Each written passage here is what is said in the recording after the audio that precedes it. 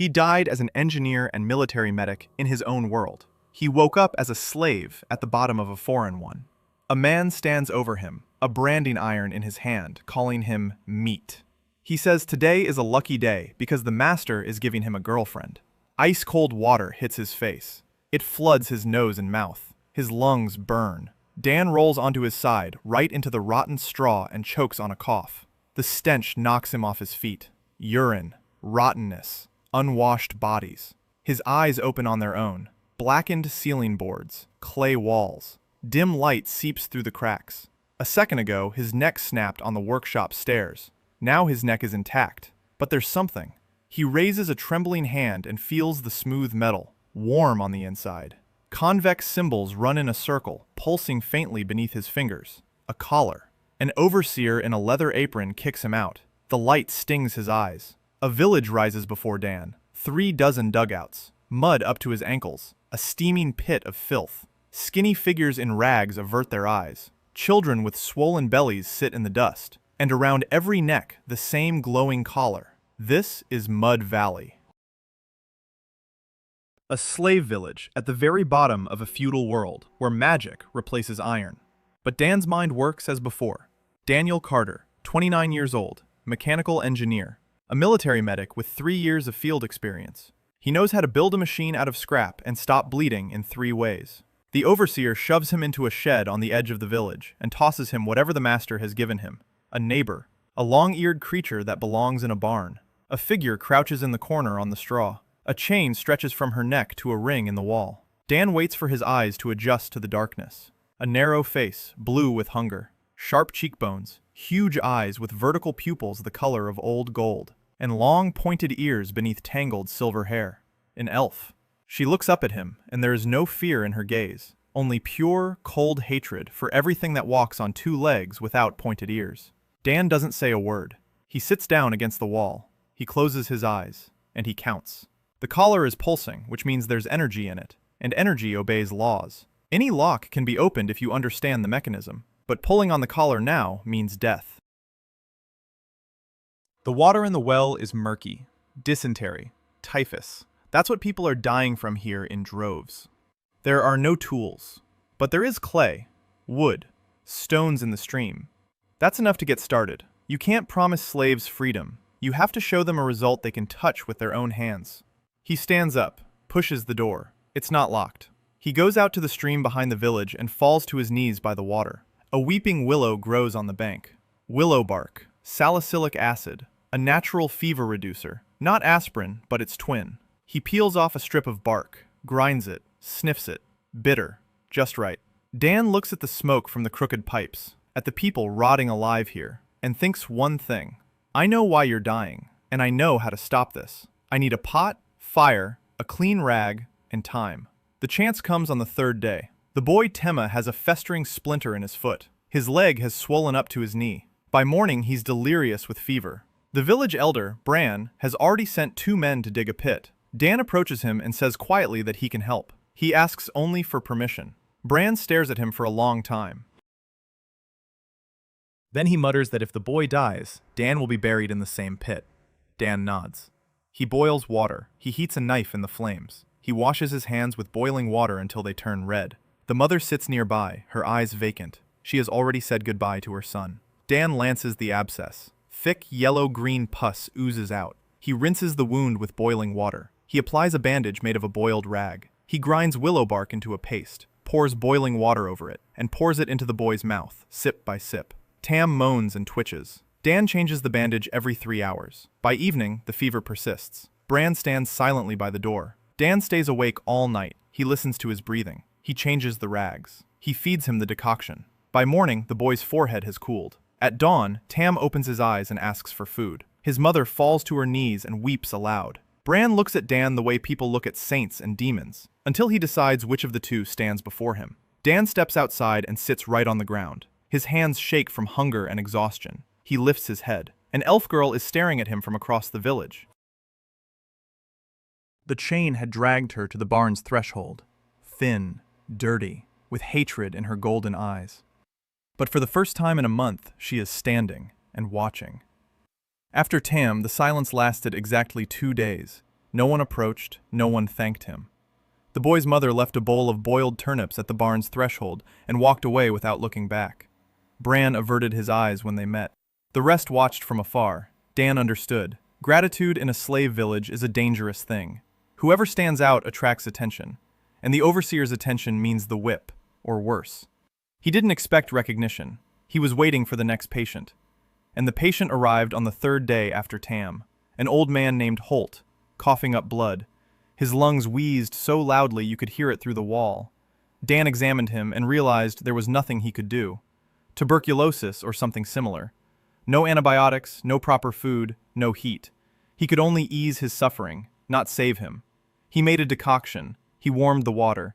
He lifted the old man's head so he could breathe. Holt died 5 days later, quietly, at night. Bran said in the morning that it was always like that. Dan said nothing, but inside he remembered. The first death he hadn't been able to prevent in this world. Not the last, he knew that for sure. After Holt, Dan went to Bran with a proposal. He spoke cautiously, not as an equal, like a slave asking permission to be useful. He said he knew how to treat simple illnesses. He said that if he were allowed to walk around the village and tend to the sick, the slaves would die less often, and a living slave works, a dead one does not. Bran chewed on a cracker and was silent for a long time. Then he said that if Dan drew Sir Garrick's attention, Bran would be the first to say he knew nothing. Dan nodded. That was his permission. The next day he began his rounds. 27 slaves in Muddy Ravine, not counting him and the elf girl. Of them, 5 were children, 3 were old men. The rest were adults between 18 and 40, though they all looked 20 years older than their actual age. Every other one had festering wounds. Every third one had intestinal problems. All of them, without exception, showed signs of malnutrition. Their teeth were rotten or knocked out. They had skin diseases and parasites. Dan made a mental list because he had neither paper nor ink, and he realized that treating each person individually was pointless. He had to eliminate the cause. The number one cause was the water. They drank from a well into which dirt from the surface flowed and next to which was a cesspool. The second cause was a lack of hygiene. No one washed their hands, ever. The very concept didn't exist. The third cause was food. There wasn't enough of it and it was poorly prepared. But he couldn't do anything about the food yet. He could do something about the water and hygiene. He started with soap. There was fat. The skinny goats gave little milk, but the scraps and hides from slaughter remained. There was ash. Fires burned every day. Dan gathered the ash into a clay bowl. He poured water over it. He strained it through a rag. He got lye, a murky, caustic liquid that burned the skin if held for too long. Then he rendered the fat from scraps of goat skin. He mixed the hot fat with the lye. He stirred it with a stick for 2 hours. The mixture thickened. He poured it into a flat clay mold and left it in the sun. 3 days later, he had a bar of soap. Rough, gray, stinky, but soap. He washed his hands with it in front of Bran. The lather was yellow and smelled like a goat, but his hands squeaked afterward.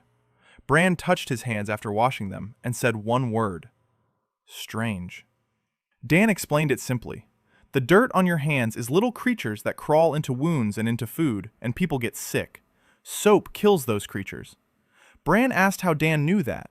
Dan said his father had taught him. It was a lie, but a simple and understandable one. Bran nodded. Fathers teach their sons. He understood that. By the end of the first week after the incident with Tam, Dan had established one rule for those who agreed to listen to him. Boil water before drinking it. Wash your hands with soap before eating. 2 steps, simple. 4 people listened to him. Tam's mother, another woman whose child's eyes he had washed to clear the infection, old whore who worked with the goats, and Bran's 19-year-old daughter, May. She came on her own, quietly, in the evening. She sat down next to him by the fire and said she wanted to know how he did these things. Dan looked at her, short, skinny, like everyone here. Dark hair cut short. Her hands were rough, but her fingers were long and nimble. A seamstress, the best in the village, though no one had taught her. She mended everyone's clothes and sewed patches so neatly that even the overseer brought his jacket to her. Dan asked why she needed this. May said she'd spent her whole life watching people die and wanted at least something to be different. He showed her how to make soap. She remembered it the first time. He showed her how to make bandages from boiled fabric. She did it better than he did because her hands were more precise. By the 10th day, they had 4 bars of soap. By the 10th day, Dan decided it was time to talk to the elf. He came to the barn every evening. He lay down on his straw. He was silent. She was silent. 10 days in a row without a single word between them. He brought her water. She didn't drink in front of him. He left the bowl and turned away. In the morning, the bowl was empty. On the 10th day, he brought boiled water and a bar of soap. He placed it next to her. She looked at the soap, then at him. Her golden eyes narrowed. She said she wouldn't wash with his hand out. Her voice was hoarse from silence, but her words were clear. The language was the same as humans, but with a different accent. Softer, longer vowels. Dan said it wasn't a handout. He said dirt kills faster than chains. He said he didn't care whether she took the soap or not, but he would keep bringing it. Because he slept in this shed anyway, and it stank enough here without her help. She didn't answer. But in the morning, the soap was wet. On the 11th day, he took a chance. He sat closer, not right up against her, at arm's length, and asked her name. She was silent for so long that he decided there would be no answer. Then she said one word, Lyriel, and turned her back to the wall. Dan didn't ask any more questions. A name is a lot. For someone who had been a thing for 30 years, a name is the first step back toward being someone. He lay down on his straw and stared at the ceiling. The collar pressed against his neck with a warm heaviness. The runes on it pulsed in the darkness, faintly, rhythmically, like a stranger's heart. Dan placed his fingers on the collar and closed his eyes. Metal, not iron, something else. Light, strong, warm without an external heat source, so the energy comes from within. Runes. Channels through which power flows. If there's a channel, there's an entrance and an exit. If there's an entrance, there's a lock. If there's a lock, there's a key. Or a lockpick. He didn't know which yet, but he knew he'd search every night until he found it. Beyond the barn wall, the village was falling silent. Someone was coughing. Someone was crying in the silence. A goat was bleeding. Dan lay there and went over his tasks. Water, hygiene, food, collars, the elf girl, the master, escape. He couldn't solve everything at once, but he could tackle them one by one each day. Tomorrow, he would start digging a ditch to drain dirty water away from the dwelling. The day after tomorrow, the second batch of soap. In 3 days, he would try to fire the clay to make a proper pot for boiling water, not this cracked junk. May would help. Bran wouldn't interfere. That made 2 people on his side. 2 out of 27. Not many. But yesterday, there had been none. He closed his eyes. He fell asleep quickly. His body wouldn't allow the luxury of insomnia. Nearby, in the darkness, Lyriel lay with her eyes open, staring at the bar of soap by her hand. The first thing in 30 years that had been given to her not as an order, but as a choice. The first month in Muddy Ravine ended with no one dying. For this village, it was a miracle. 4 had died in the previous 3 months. 2 from typhoid fever, 1 from blood poisoning after a cut, 1 woman in childbirth. Now it wasn't 4 people boiling water, but 12. Dan and May made soap every 5 days.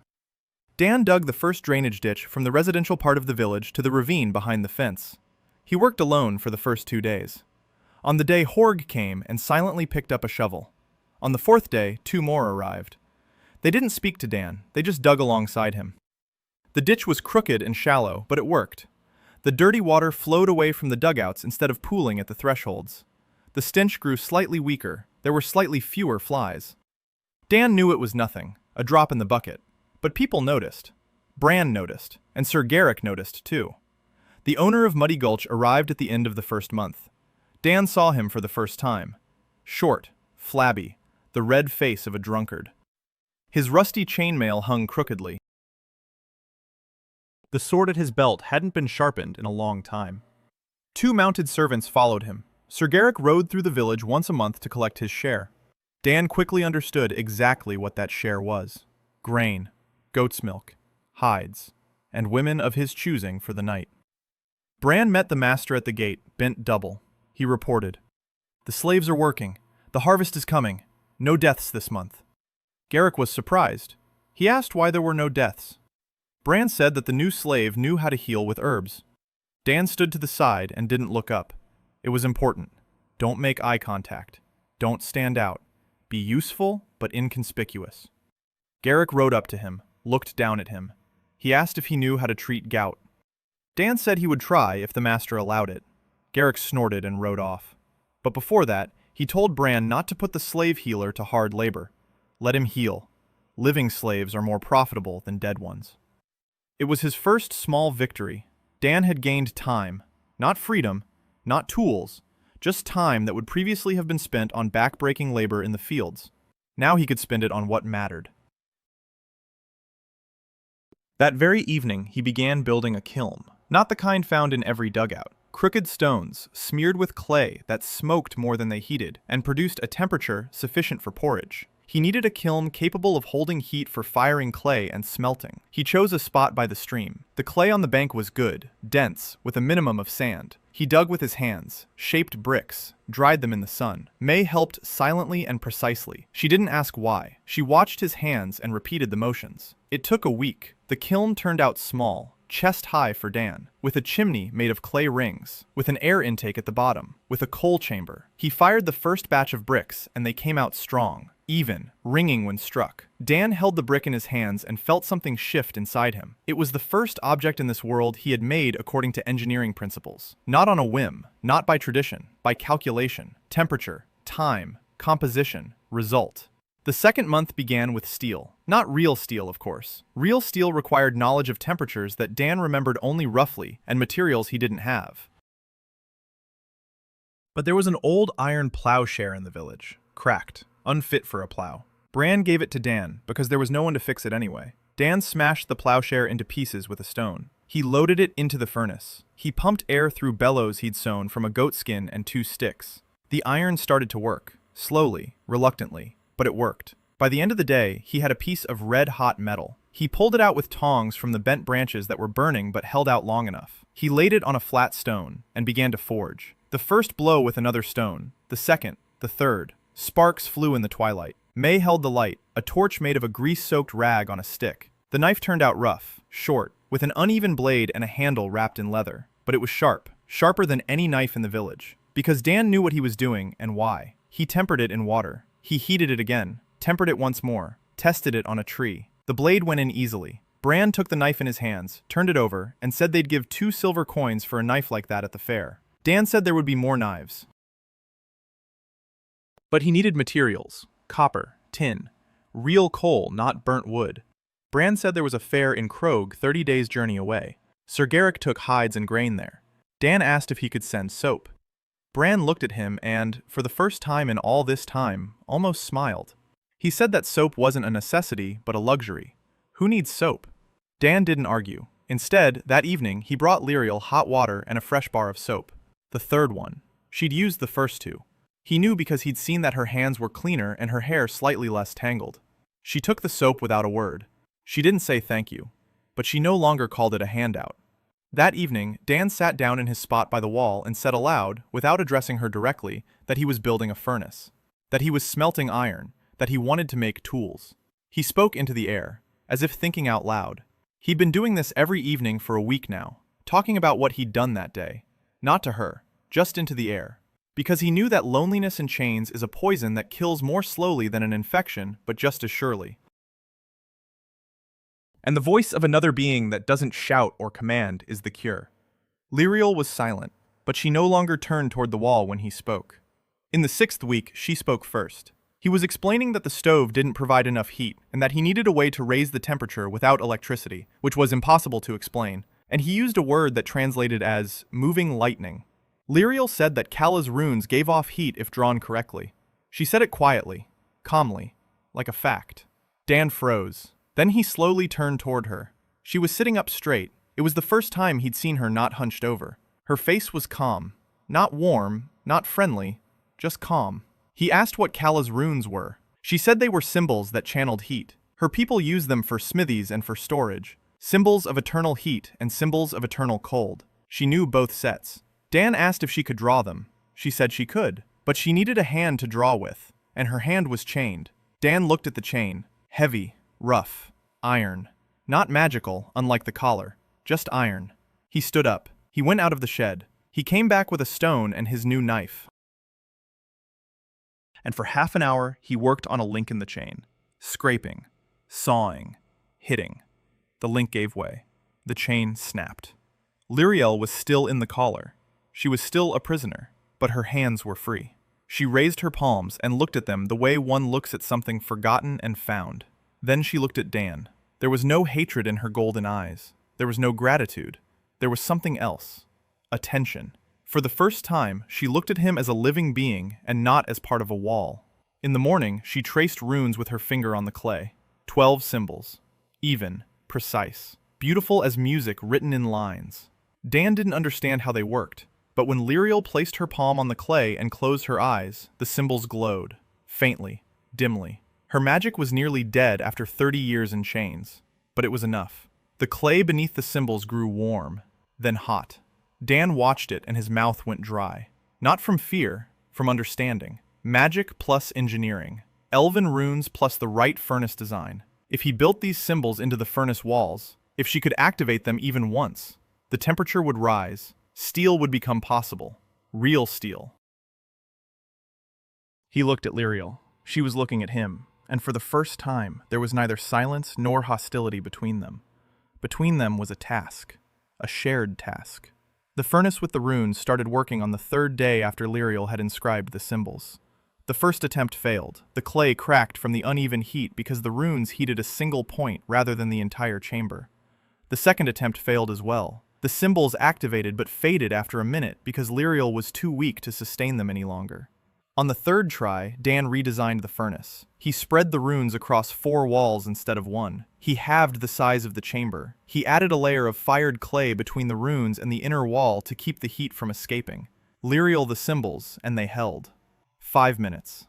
Then 10. The temperature inside the furnace rose to the point where the iron turned white. Dan knew because the piece of metal inside had begun to melt. He stood in front of the furnace and watched the white glow through the crack in the door. May stood beside him. Lyriel sat on the ground, pale and trembling from the effort.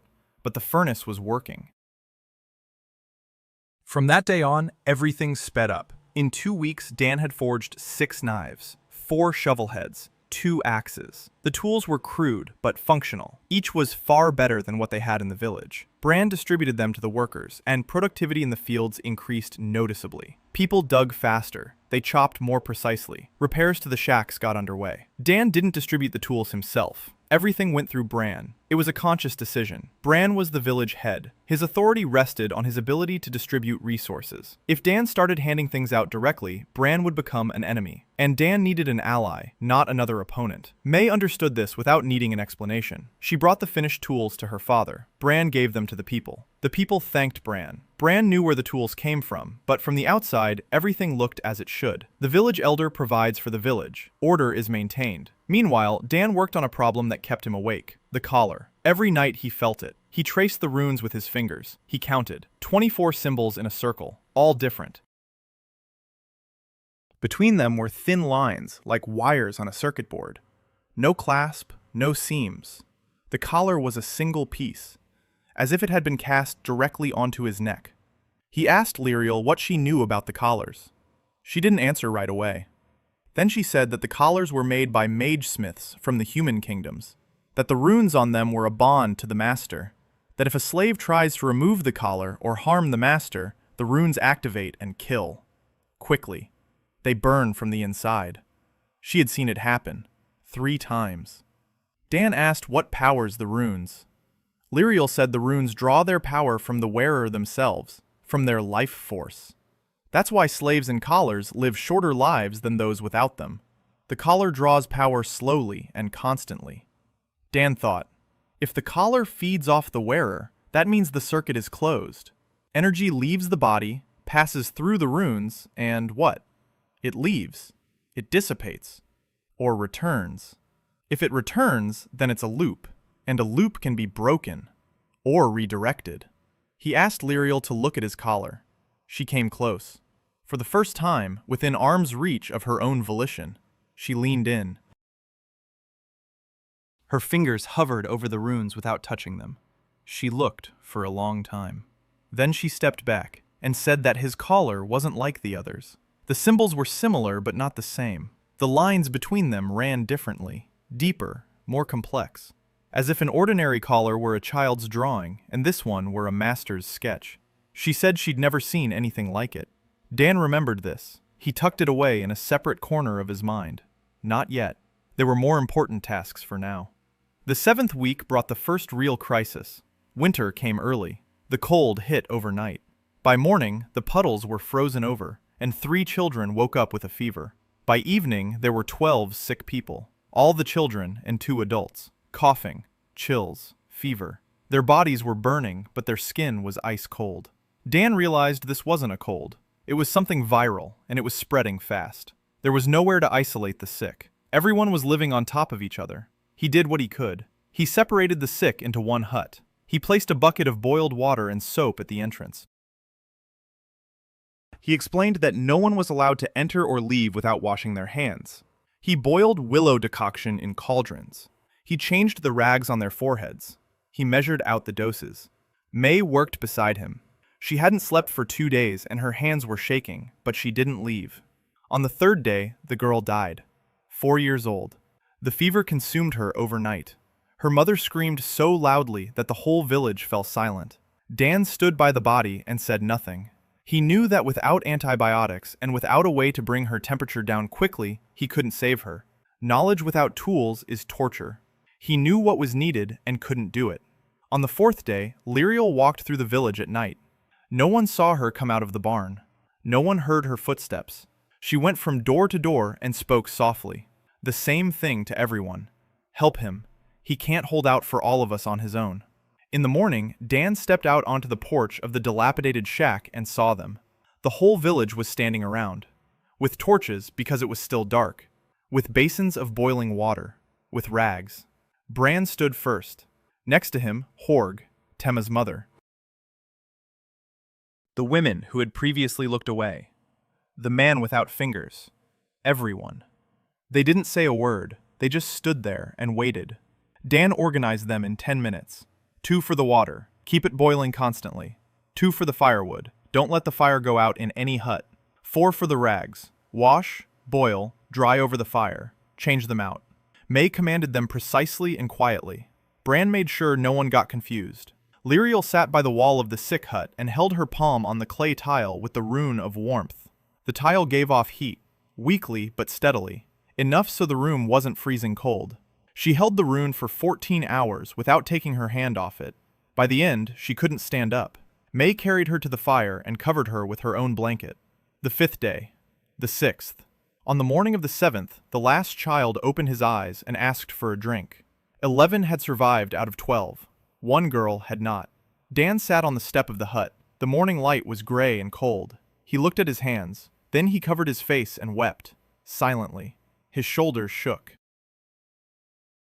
He wept from exhaustion, and from anger at a world where children die from something that could be cured with a pill.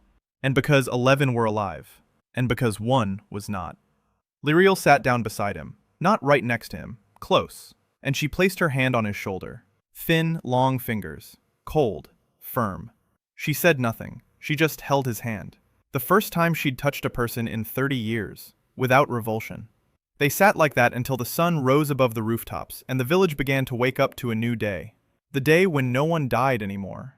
After the epidemic, the village was different. Not on the outside. Outwardly, it was still the same crooked shacks and mud. But something had changed in the way people moved and looked at one another. They had gone through 7 days of hell together and survived. Not because the landlord had helped. Not because the magician had sent medicine. Because they themselves had boiled water and changed rags and stayed awake all night. With their own hands. Dan saw how it worked. He had seen it in the textbooks on organizational psychology he'd read in another life. A shared crisis creates a sense of community. But knowing and seeing are 2 different things. The mother of the dead girl wouldn't speak to him. He hadn't expected anything else. But she spoke to May, and May quietly did what she knew how to do. She brought food. She sat nearby. She didn't say a word more than necessary. Dan realized that May understood people better than he did. He knew how to mend bodies. She knew how to mend what was inside. After the first month of winter, Dan took stock. Soap is being made regularly. Almost everyone boils their water. The drainage ditch is working. Mortality has dropped. Tools from the furnace are being put to use. Lyriel helps with the runes. May is learning everything he shows her. Bran covers for him in front of the master. That was a lot. And it was a pitifully small amount compared to what lay ahead. Dan spent the 2nd month of winter on 2 tasks. The first, a new type of stove for every Habara. Small, with a chimney, with a clay damper, with a flat top surface on which to cook. The epidemic had shown that the cold kills just as well as infections. The old hearths smoked in your face, devoured firewood like a bottomless pit, and warmed only what was directly above the fire. The new stove warmed the walls and ceiling. Dan built the first one in May and Bran's Hyber, in a week. When Bran sat by the stove that evening and didn't cough from the smoke for the first time that winter, he stared at the fire behind the damper for a long time. Then he said that Dan could build ones like this in the other houses. It wasn't permission, it was an order from the village elder.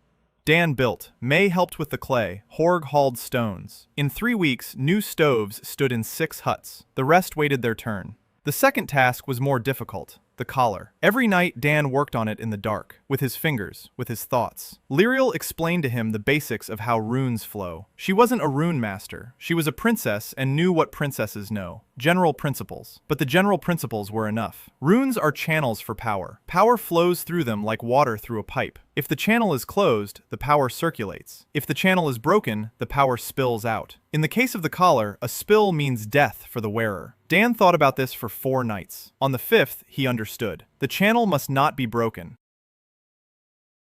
He needed to create a detour, a diversion, like a bypass in a pipeline. If some of the energy was diverted, the control would weaken. If it weakened enough, the runes wouldn't react to an attempt to remove the collar. He asked Lyriel if it was possible to inscribe a rune over another rune. She said that it was forbidden in Elven tradition, because it's dangerous, because no one knows what will happen. Dan said that in his world, people didn't know what would happen when they first split the atom either. It didn't backfire. The word came out just as they split the seed of the world.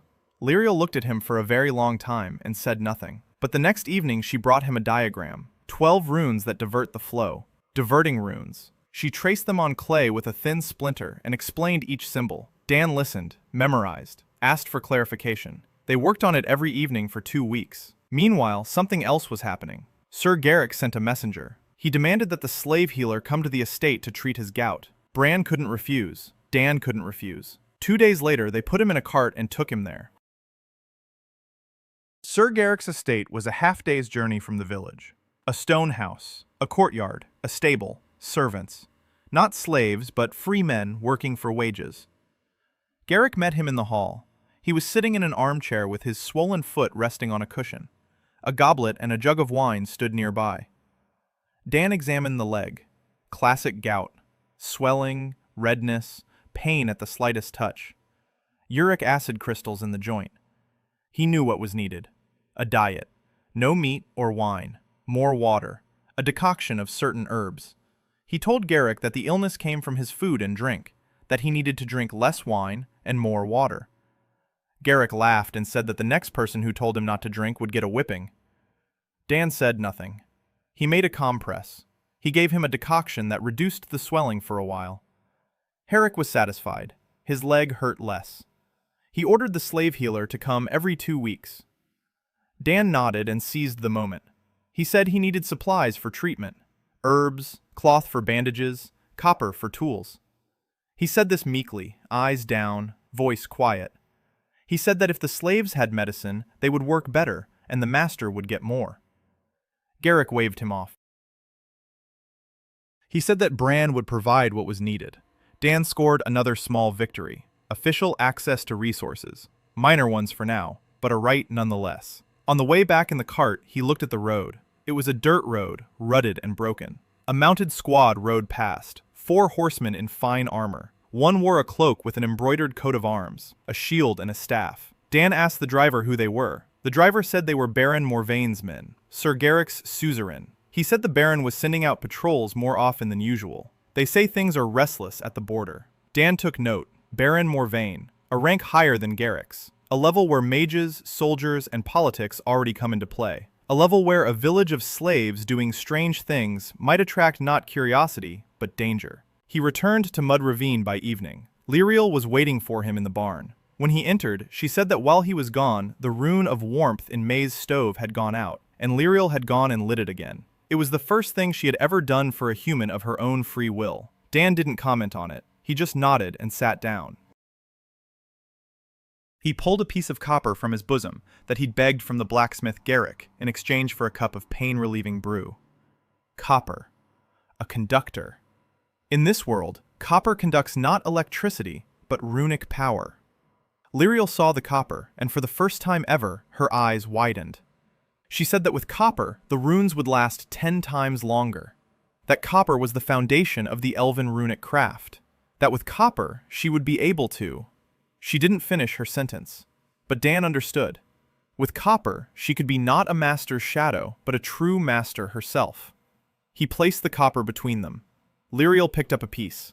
She turned it over in her long fingers.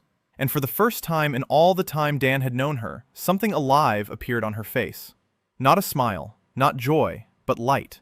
That very light that shines in a person's eyes when they remember who they truly are. Dan removed the collar at the end of the 3rd month. Not during the day, at night. In the barn, by the light of the room that Lyriel held on a piece of clay. They had been preparing for 2 weeks. Lyriel had carved the diversion runes onto a thin copper plate. 12 symbols. Each the size of a fingernail, each precise to the line. She worked with a splinter and the edge of a knife that Dan had sharpened especially for her. Her hands didn't tremble. Not once. Dan made a clamp out of bent copper so the plate could be pressed against the collar exactly between the 2 control runes. Lyriel showed him where. The 3rd and 4th runes from the lock point. There, the flow of power looped and went toward the punishment runes. If the diverter stood between them, the flow would pass by. The punishment runes would go dark. For a time. Lyriel didn't know for how long. Maybe a minute, maybe an hour, maybe forever. She said that if it didn't work, the runes would react and the collar would kill him. Dan said he knew. She said that was stupid. He said that without the collar, he had a chance. With the collar, he was a slave for the rest of his life, which would be short. She was silent. Then she said she would hold the diversion. It was a moonless night. The village slept. Dan lay on his back. Lyriel leaned over him, a copper plate in her fingers. She pressed it against the collar. Dan felt the metal press against his skin, cold. Then Lyriel placed her other hand on top and closed her eyes. The runes on the plate flashed, dimly, golden. The collar twitched. Dan felt heat all over his neck. Not pain, not yet, but the sensation that something inside the collar had awakened and was trying to figure out what was happening. Lyriel exhaled through clenched teeth. Sweat beaded on her forehead. She held it. The heat in the collar began to subside, slowly, like a beast calming down. Dan waited. The seconds dragged on. Then Lyriel opened her eyes and said one word. Now. Dan raised his hands. He felt for the lock point on the back of her neck, where the lines converged into one. He pressed on it with the thumbs of both hands. Nothing. He pressed harder. The metal wouldn't give. Lyriel was holding the lock. Her hands began to shake. Dan remembered. Not a lock, not mechanics. Magic. The collar was solid because it had been sealed with force. That meant it could only be opened with force. Or the absence of force. He stopped pressing. Instead, he simply pulled the collar forward, away from his neck, easily, without effort. And the collar opened, as if it had never been there. As if it had always been just a semicircle of metal, lying on his neck, waiting to be removed. The collar fell onto the straw. The runes on it flickered and went out. Dan lay there, breathing. His neck was bare, light, empty. 3 months of constant pressure and heat vanished in a second. He raised his hand and ran it over his skin. A groove from the collar. Deep, worn, but free. Lyriel looked down at him. She was still holding the disc. Her hands were shaking. Her face was white. Her eyes were huge. Dan sat down. He picked up the collar from the straw, turned it over in his hands. Heavy. Dead now. A piece of metal with patterns that no longer glowed.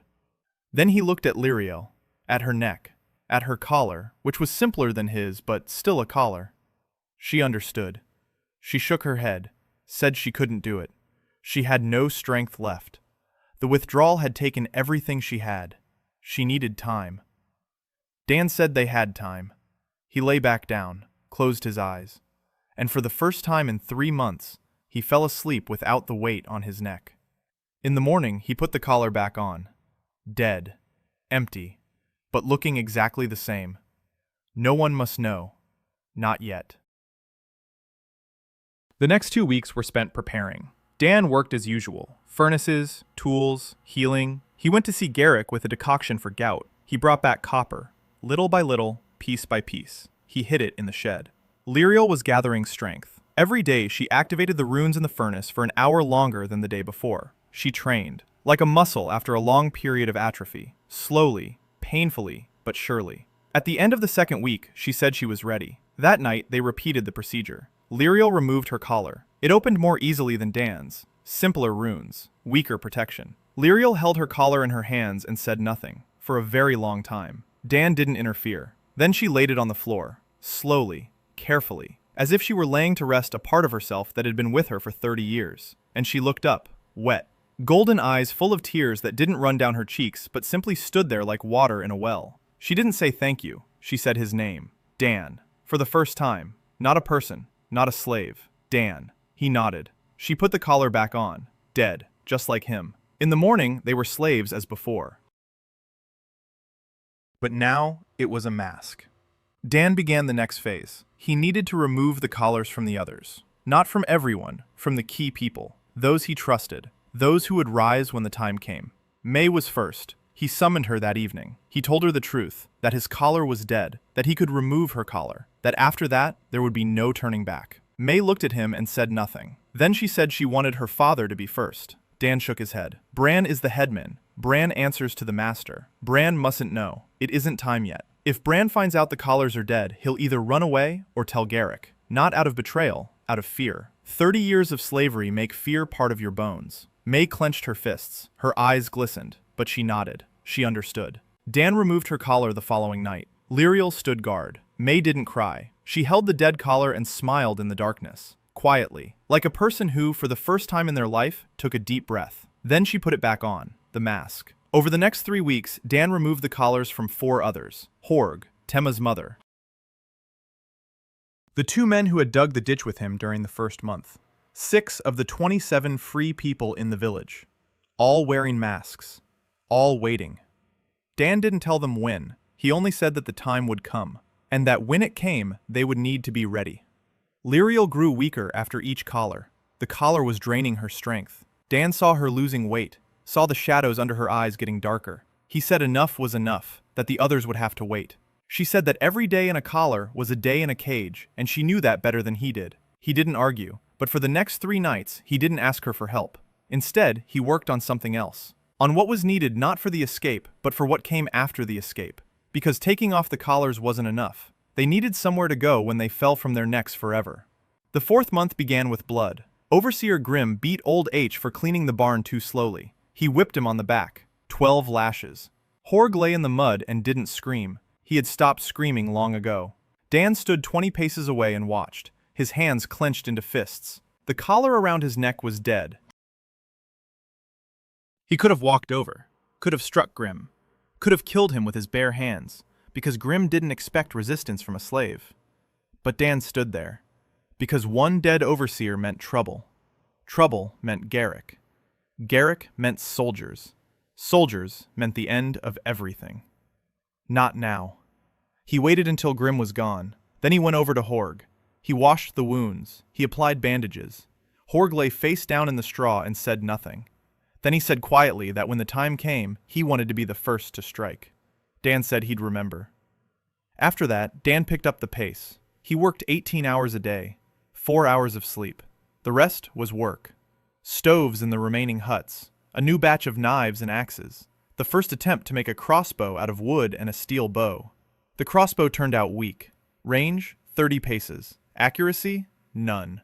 But it was a weapon. The first weapon in the slave village in its entire history. He hid it under the straw in the barn. Lyriel saw it. She said nothing. But that evening she carved a rune of fortification onto the shaft. The wood grew harder. The bow stopped bending too much. The range increased to 50 paces. They didn't discuss what it was for. They both knew. By the middle of the 4th month, Dan had drawn up a plan. Not in his head. On clay, at night. By the light of the rune. He drew the map from memory, what he had seen from the wagon on the road to Garrick. The road, the forest, the river, the estate, the village. The distances were approximate, but better than nothing. Muddy Ravine stood in the middle of nowhere. It was a 3-day journey to the nearest town, half a day to Garrick's estate, surrounded by forest and hills. If the village revolted, the news would reach Baron Morvain in a week at the earliest. A week is a long time. A week is time to fortify, or to leave. Dan didn't want to leave. He wanted to stay. Muddy Ravine was in the perfect spot. The forest provided wood and game. The river provided water and clay. The hills provided stone. And most importantly, no one cared about this place. The province of Sorg was the poorest and most forgotten corner of the Baron's domain. No roads, no trade, no magical resources. That was precisely why slaves who were worth nothing were exiled here. Dan saw this not as a curse, but as an advantage. Where no one is watching, you can build. Around the same time, an event occurred that changed the plan. Garrick sent a messenger, not for Dan, for women. Once every 6 months, the master took 2 from the village to sell for the fair in Krog. Bran chose who to send. This time he chose Tem's mother and a 16-year-old girl named Freya. Dan found out that evening. From May. She came in looking pale. She said that father had chosen them because Tem's mother was no longer young, and Freya limped, and both were poor workers. A slave's logic. Give those who are less useful to save the rest. Dan didn't sleep that night. He sat in the dark and thought.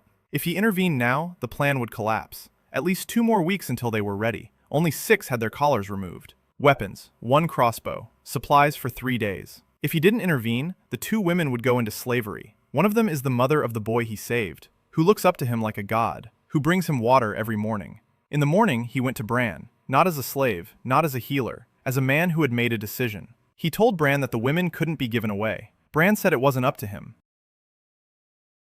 It was up to the master. Dan said the master decides only as long as he can. Bran froze. He looked at Dan with a long stare. Then he looked at his neck, at the collar. Dan didn't flinch. Bran said quietly that if Dan was thinking what Bran thought, they would all die. Dan said they were dying anyway, every day, one by one, just slowly. Bran was silent for a full minute. Then he asked how many men Dan had. Dan said 6. Bran closed his eyes, opened them. He said that if he added himself and 3 others who would listen to him, that would make 10. Against 1 overseer and a messenger. Dan nodded. Bran said that Grim was strong, with a whip and a knife. Dan said he had a crossbow. Bran looked at him as if he were mad, then as if he were something else, like a fire that had already started and that couldn't be put out, only directed. He said that if they did this, there would be no turning back. Dan said he knew. They agreed on the day after tomorrow. The messenger was supposed to pick up the women on the morning of the 3rd day. That meant everything had to be over by the night of the 2nd day. Dan spent the remaining time preparing. He removed Bran's collar.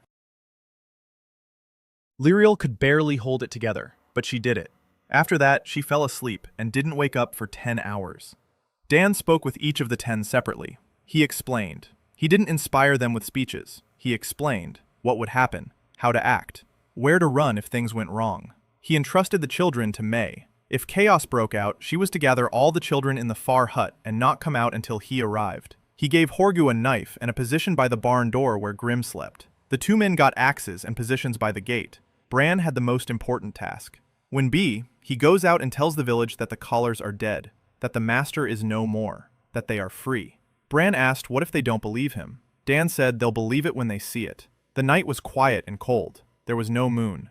Dan stood by the barn with a crossbow in his hands. Lyriel stood beside him. He told her to go into the hut. She said she wouldn't go. He didn't argue. At 3 o'clock in the morning, Horg opened the barn door. Grim was sleeping on a bench, a whip on his belt, a knife under his pillow.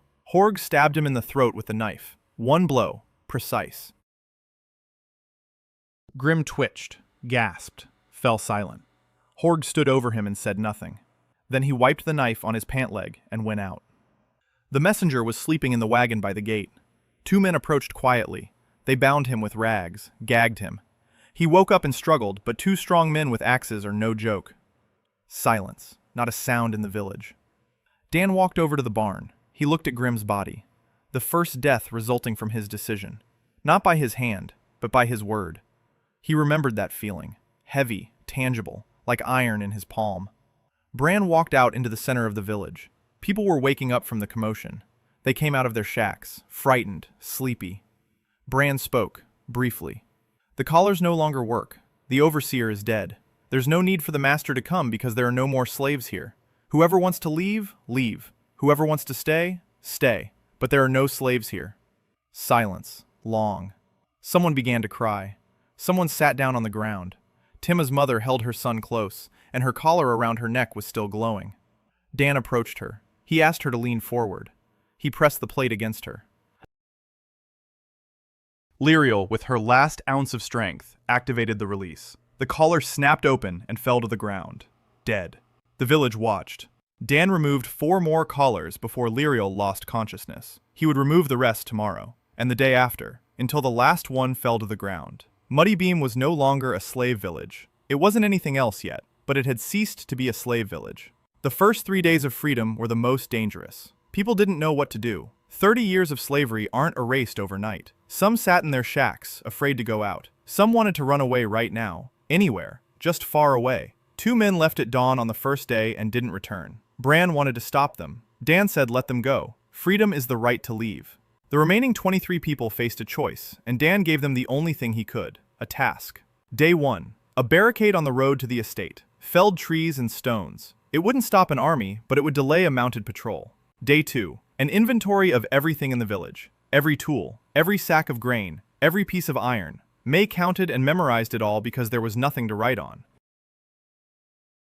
Day 3. The messenger was interrogated.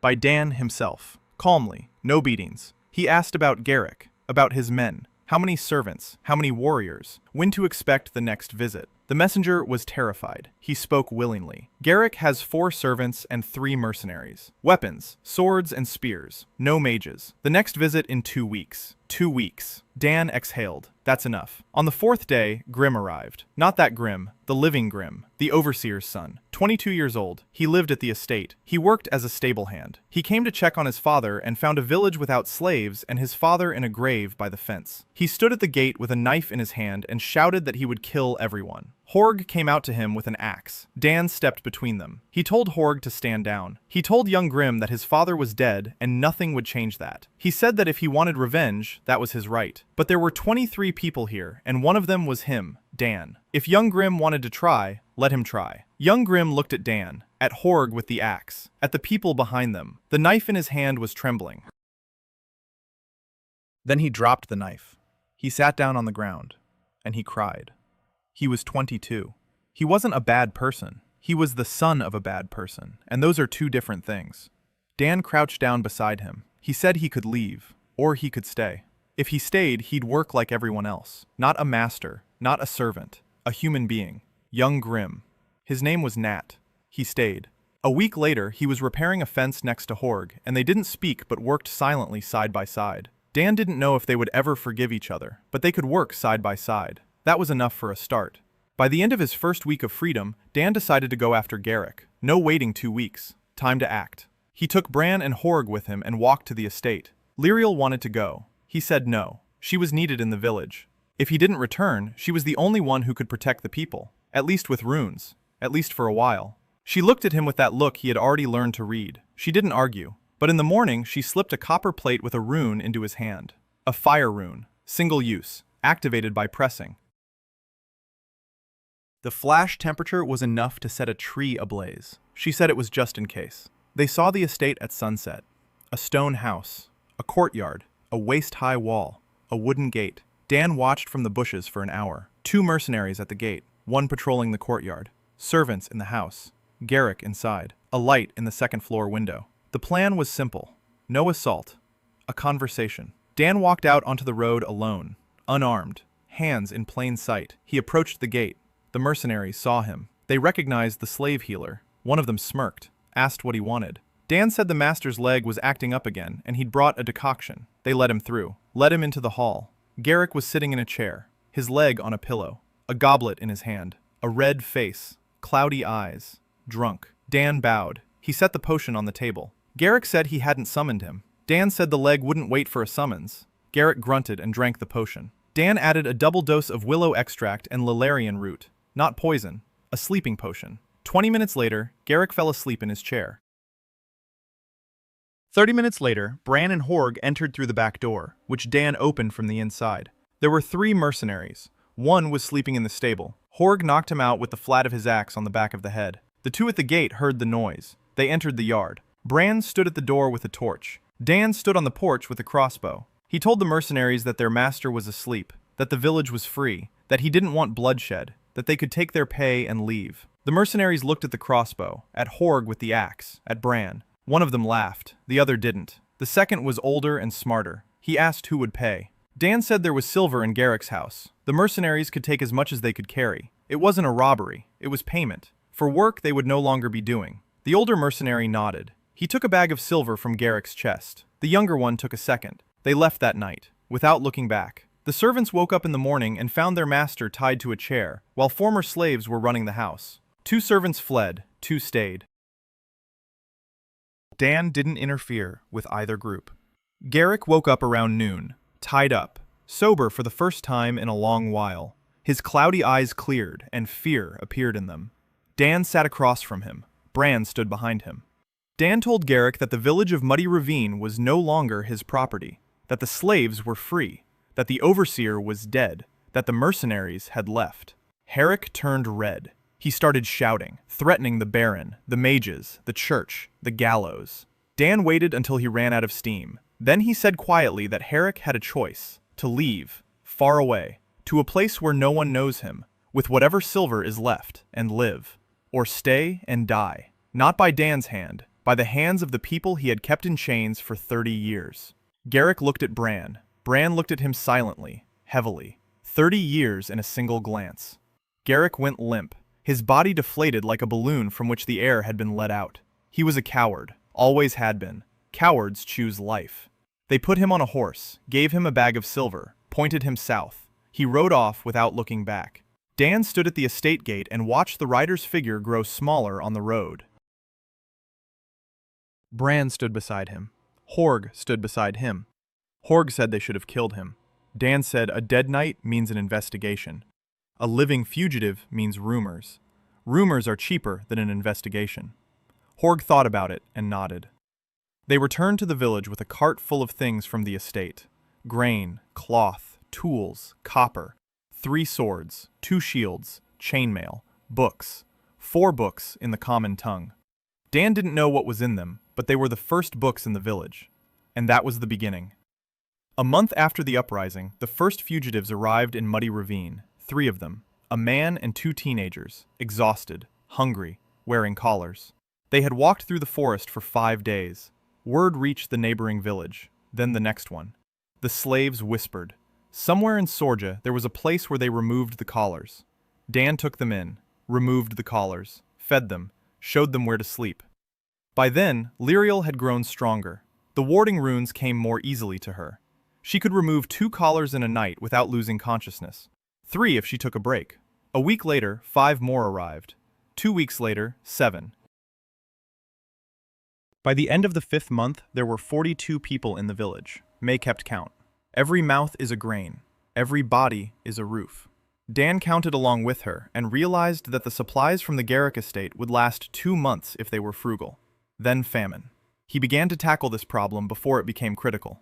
The fields around the village had been cultivated before, but poorly. Blunt tools, no crop rotation, no fertilizers. The land yielded a third of what it could. Dan knew the basics of agronomy, not as a farmer, but as an engineer. Principles. Nitrogen is fixed by legumes. Manure plus ash equals potassium and phosphorus. Compost is humus. Crop rotation prevents soil depletion. 4 principles. Simple. He gathered everyone who worked in the fields. He explained it in simple terms. The soil is like a person. If you feed it the same thing over and over, it weakens. If you give it variety, it grows stronger. Manure from goats is food for the earth. Ash from fires is food for the earth. Legumes are medicine for the earth. People listened. Not everyone understood, but Bran understood, and Bran conveyed it in his own words. 2 weeks later, the fields were dug up with new steel shovels. Manure and ash were worked into the soil. Beans were sown between the rows of grain. The results wouldn't be immediate. It would take months. But Dan was thinking months ahead. At the same time, he launched what he called a workshop, though the word a bit grand for 3 tables under a canopy. Soap. They were now making it daily. May had taught 4 women the process, 10 bars a day, more than the village needed. Dan saved the surplus. For trade. Paper. Dan knew the principle. Soak the plant fibers, mash them into a pulp, spread it out in a thin layer, dry it, press. The first sheets came out gray, thick, and brittle, but you could write on them, with a charcoal stick, or with ink made from acorns and rusty iron. Lyriel saw the first sheet of paper and froze. She touched it with her fingers. Stroke it. and said that her people had libraries, thousands of scrolls, millennia of knowledge. People had burned them all. Dan was silent. Then he said they would write new ones. She looked at him, and for the first time an expression appeared on her face that he could not read. Something between pain and something resembling hope. But she would not have called it hope. She had forgotten how. Alcohol. Distillation. Dan built a simple still out of a clay pot with a tube and a cooling tank filled with water from the stream. A mash made from overripe fruit they gathered in the forest. A week of fermentation. A day of distillation. The result was a cloudy liquid with a pungent odor. Not drinking alcohol. Industrial. For antiseptic. For treating wounds. For wiping down tools. The first bottle of alcohol that Dan placed on the shelf in the makeshift infirmary was unattractive. Clay, with a poorly fitted cork. But it could save a life, and that was more important than beauty. By the 6th month, the population had grown to 60. Newcomers arrived every week. Slaves, runaway peasants, debtors. Once, a family of dwarves arrived. 4 of them, father, mother, and 2 children. Outcasts from their dwarf clan because the father had married a human woman. Dan took them in. The father dwarf's name was Bruni, a blacksmith. A real blacksmith, not a self-taught one like Dan. When Bruni saw the forge with the runes, he stood in front of it for 10 minutes and said nothing. Then he turned to Dan and asked who had come up with it. Dan said it was him and the elf girl. Bruni looked at him as if he were crazy, then at the furnace. Then he said he wanted to work, right now.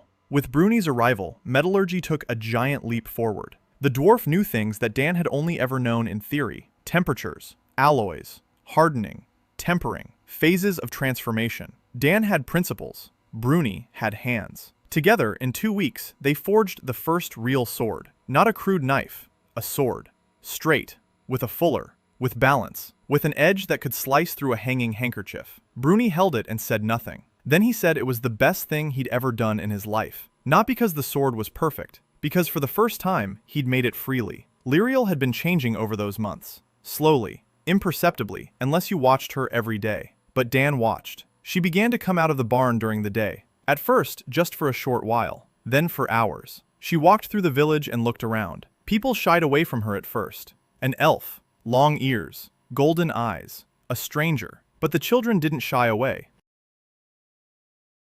Tam was the first to run up to her. He tugged at her hand. He asked if it was true that elves had wings. Lyriel looked down at him. She said no.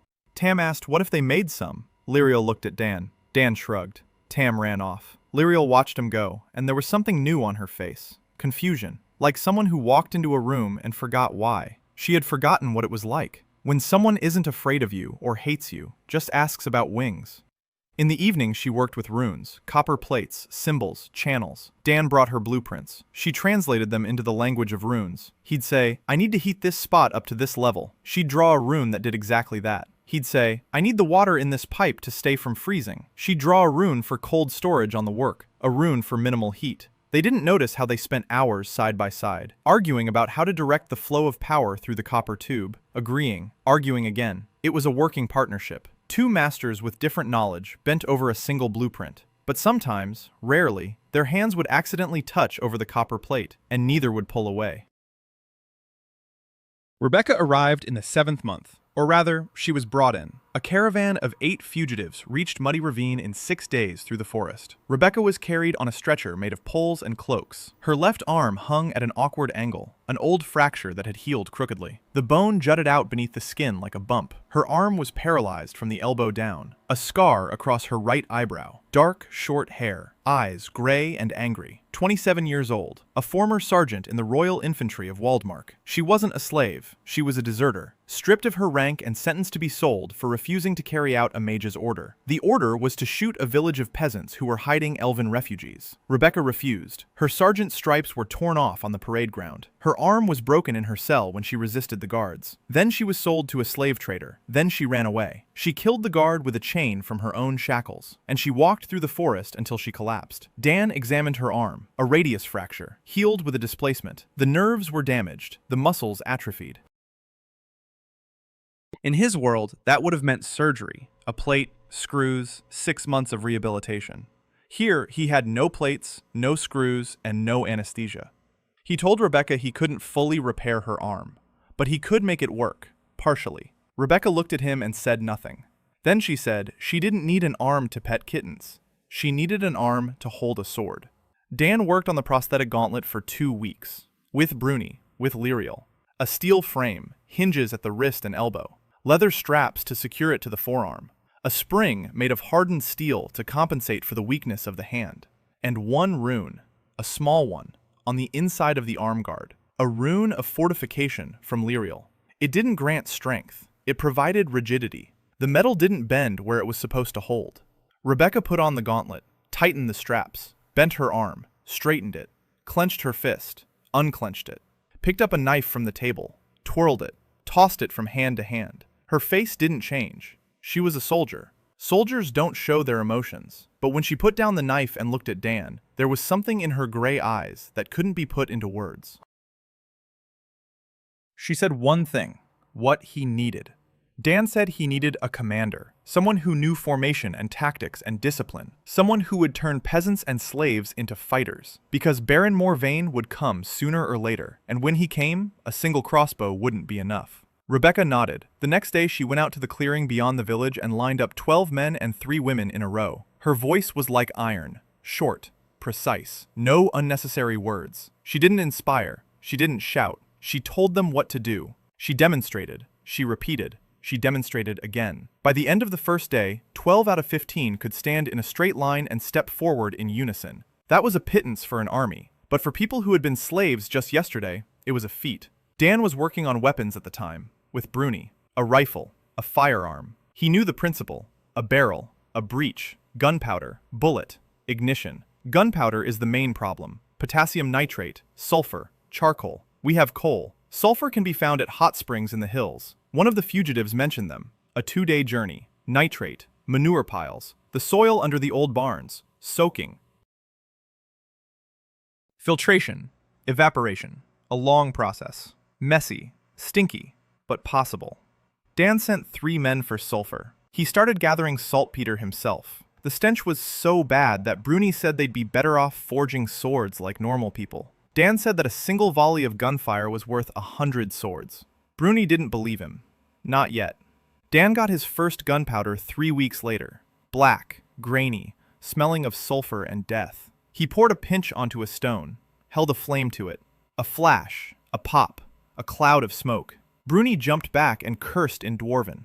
Lyriel stood 10 paces away and didn't move. Only her pupils narrowed. Dan said this was the beginning. They'd been building the gun for a month. A barrel of forged steel. Bruni drilled the bore with a red-hot rod and cursed every day because the steel crumbled and the rod bent. Dan redesigned the mechanism 3 times. The lock, the flint, spring, trigger. Every part a separate challenge. Every challenge days of work. The first shot came in the 9th month. Dan loaded the gun. Gunpowder.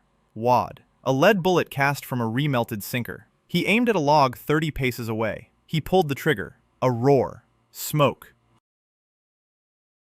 The recoil hit his shoulder so hard he stepped back. A hole in the log. A clean, through-and-through shot. The village froze. Everyone was watching. Silence hung over the clearing for 10 seconds. Then Rebecca walked over. She took the rifle from Dan's hands. She examined it, weighed it, aimed, lowered it, and said it wasn't fair, and that she was thrilled. Bruni stood nearby and said nothing. Then he said he'd make more, as many as needed. Dan said 30. Bruni looked at him, nodded, and went into the smithy. From that day on, the smithy worked from dawn till dusk. Bruni, the 2 apprentices he'd trained, and Tilda. She'd shown up 2 weeks before the first shot. 16 years old, red-haired, petite, with burns on her hands from the forge where she'd worked since she was 6. A half-elf, Bruni's daughter. She had run after the caravan that Dan had sent to the fair in Krog to trade soap for copper and tin. The caravan returned with supplies and with the girl who had run after the wagon for 3 hours, shouting that the nails weren't defective, that the middleman was a fool, and that she could prove it. Bruni saw his daughter and froze. Tilda saw her father and froze. They stood facing each other in silence for so long that Dan thought he would have to intervene. Then Tilda said she didn't need a father who had disowned her. She needed a smithy. Bruni said nothing. He turned away and went into the smithy. Tilda followed after him. An hour later, the sound of hammers rang out from there. 2 hammers. They worked side by side, without speaking, like Horg and Nat. This world didn't know how to forgive gracefully, but it knew how to forge together. Tilda turned out to be a genius. Not a smart student, a genius. She looked at Dan's drawing and a minute later said that this part needed to be thinner and that part thicker, and she explained why, and she was right. Every time. Dan argued with her twice. He lost both times. After the second time, he said she was the chief metallurgist. Tilda said she was 16. Dan said it didn't matter to a metallurgist. By the end of the 9th month, they had 12 guns. Not 30, 12. Each one handmade, each one slightly different from the next, but each one fired. Rebecca trained the shooters every day, loading, aiming, a volley on command, reloading, another volley. She drove them until dark. There was little gunpowder, and half the training sessions were dry runs. But the movements were drilled in, their hands memorized them. In the 9th month, the Baron arrived. Baron Morvain didn't send an army. He sent a detachment, 40 horsemen, 20 infantrymen, 1 mage. The Baron's cousin, Celian Orvet. Dan found out about it 3 days later. Not from scouts. He had no scouts. From a merchant, an old man named Karg who traded salt for soap and who, on the 3rd exchange, mentioned in passing that the Baron's men were traveling along the road and asking about a village where slaves walk without collars. 3 days. 60 horsemen and infantrymen against 12 guns and 100 men, of whom Rebecca gathered the fighters. She lined them up. She looked at them. She looked at Dan. She said that in the open field they were dead. Dan said they wouldn't be in the open field. He had spent 2 months preparing the village for this day. Not a wall. Building a wall takes too long and is too expensive. Instead of a wall, he built something else. 3 lines of ditches around the village. Shallow ones, knee-deep, but with stakes at the bottom. Cavalry won't cross them. Between the ditches, barricades of logs and stones. Not barricades, positions for archers. Each position on high ground. Each one covers the sector in front of it and overlaps with the next. Rebecca positioned the men at night. 12 archers with rifles, 6 with crossbows that Bruni had made over the past month. The rest, armed with spears and axes, were in reserve. May gathered the children and the non-combatants in a distant ravine beyond the stream, with a 3-day supply of water and food. Orla was with her. Orla Vanheim. She had arrived a month ago, a widow, 2 children, bought by Dan at the fair in Krog for 10 bars of soap and 2 silver coins. Not a warrior, not a craftsman, a woman with a heavy gaze and hands that could feed 20 people out of nothing. In a month, she had brought order to the household that Dan hadn't touched at all. The dining hall, food distribution, childcare. She didn't give orders, she just did, and people followed her lead. Because when Orla said porridge would be ready at 6 in the morning, porridge was ready at 6 in the morning, always. Dan called her gravity to himself. She held everything in place without any visible effort. Now Orla stood in the ravine, with 20 children and 12 women, looking at Dan. He said everything would be fine. She told him not to lie to her. She told him to do what he had to do. She would do what she had to do. Dan nodded and went to his position. Lyriel stood on the roof of the tallest hut, the only one reinforced with stone. She said she would see the whole field, that the runes were ready, that if the mage struck, she would try to block it. Dan said she shouldn't die. She looked down at him with her golden eyes and said she wasn't planning to. The Baron's squad arrived at dawn, cavalry in front, infantry behind. The mage on a white horse in the center, a blue cloak, a silver staff, a young face, cold eyes. Celian Orvet looked at the village from the trenches and rubble, and Dan saw his face change. Not fear, curiosity, interest. It was worse than fear. The cavalry commander gave the order. The riders charged, beautifully, in a straight line, like a parade. They didn't know what guns were. No one in this world did. Rebecca stood behind the line of shooters. She waited. 200 paces, 150, 100. Dan heard the pounding of hooves like thunder.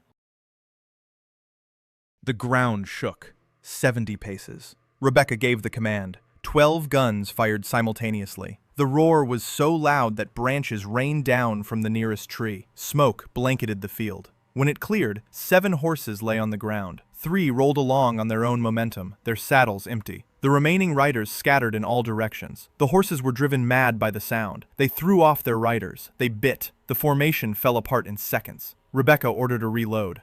30 seconds. A second volley. 4 more fell. The cavalry retreated. The commander shouted, rallying his men. It was useless. The horses wouldn't go toward the sound. The infantry moved forward, slower, more cautiously. They had seen what had happened to the cavalry. They advanced, crouching low, shields up. They reached the first ditch. They crawled across it. The stakes took out 2 of them. The crossbowmen struck from the flank. 3 more. The infantry retreated. Selian Orvet watched. Dan saw him across the field. The mage didn't move. He wasn't helping his own men. He was watching, studying. Then he raised his staff. The air above the field thickened. Dan felt it in his skin. Pressure. Like before a storm, fire was born in the air. Not from the staff, from nothing. A ball of flame the size of a wagon. It hovered for a moment. Then it flew, toward the center of the village. Lirael screamed, not out of fear, a word, a single word in Elvish. The runes on the roof flared up, all at once. The copper plates she had been attaching for the past month. A shield, invisible, not a wall, a distortion of the air like above a hot road. The fireball struck it. An explosion, heat. The flames splashed out to the sides. The grass caught fire in a circle, but the village stood. Lirael fell to her knees, blood from her nose. Her hands were shaking. She held on. Selian threw a second ball, a third. Lirael parried, weaker each time, slower each time. Dan saw she wouldn't withstand a fourth. He turned to Bruni. Bruni stood next to something wrapped in leather. Dan nodded. They unwrapped the leather. A mortar, small, a field mortar, a short barrel made of thick steel. Bruni and Tilda had been making it in secret for the past 3 weeks. One, the only one, 6 rounds. Dan aimed at the white horse in the center of the field, a distance of 200 paces. For a mortar, that's almost point-blank range. He lit the fuse, the shot.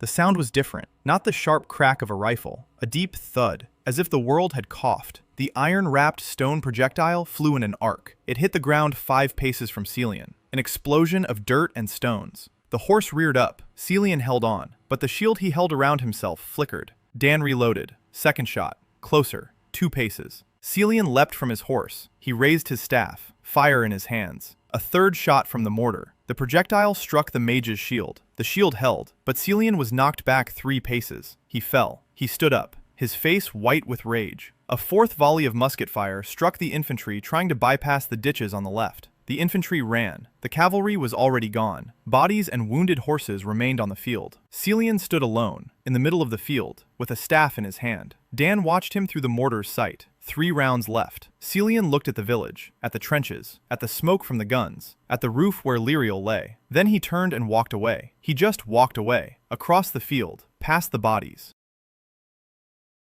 Without looking back. He hadn't lost. He had retreated.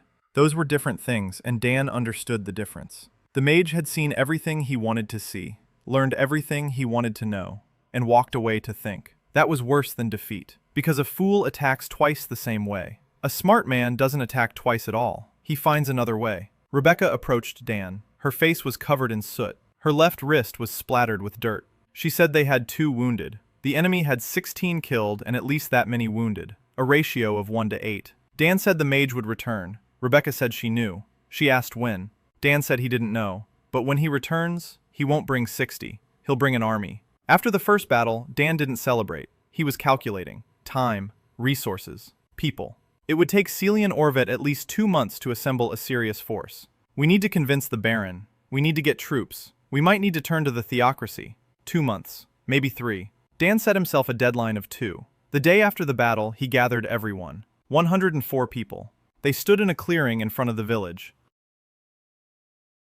Among them were those who had fired yesterday, and those who had hidden in the ravine, those who had arrived a month ago, and those who had been here from the start.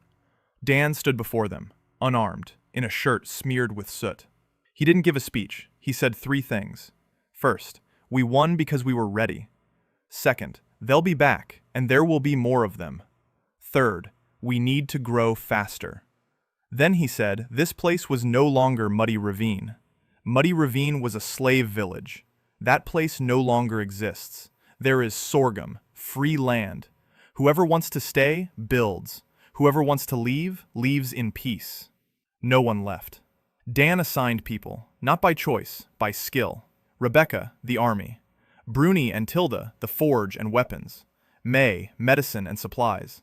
Orla, farming, children, and distribution. Liriel, runes and defense. Bran was in charge of people and order. Orissa arrived a week after the battle, 24 years old, a runaway priestess of the Bright Throne. Thin, dark hair, intelligent eyes. She wasn't fleeing the war, she was fleeing the lies. For 3 years she had been healing people with holy water, which was just a common decoction. The church sold it for silver. People were dying. Orissa kept count. At some point the number became so high that she couldn't sleep. She stole the church records, lists, prices, the names of those who paid and those who didn't receive help because they couldn't pay. She fled with these records sewn into the hem of her dress. Dan read the records, or rather, Orissa read them to him because they were in the church's language. The numbers were terrifying. Thousands of deaths over 10 years, in just one diocese, from diseases that can be treated with boiled water and clean hands. Dan was silent for a long time. Then he said that Orissa would be the head of intelligence and diplomacy. She knew languages. She was literate. She knew people in the church. She had connections. She could read between the lines and write between the lines. Orissa asked why he trusted her. She could be a spy. Dan said that a spy wouldn't bring documents that could destroy his masters. Orissa asked what he planned to do with the records. Dan said nothing for now, but the time would come when these records would become a weapon more fearsome than gunpowder.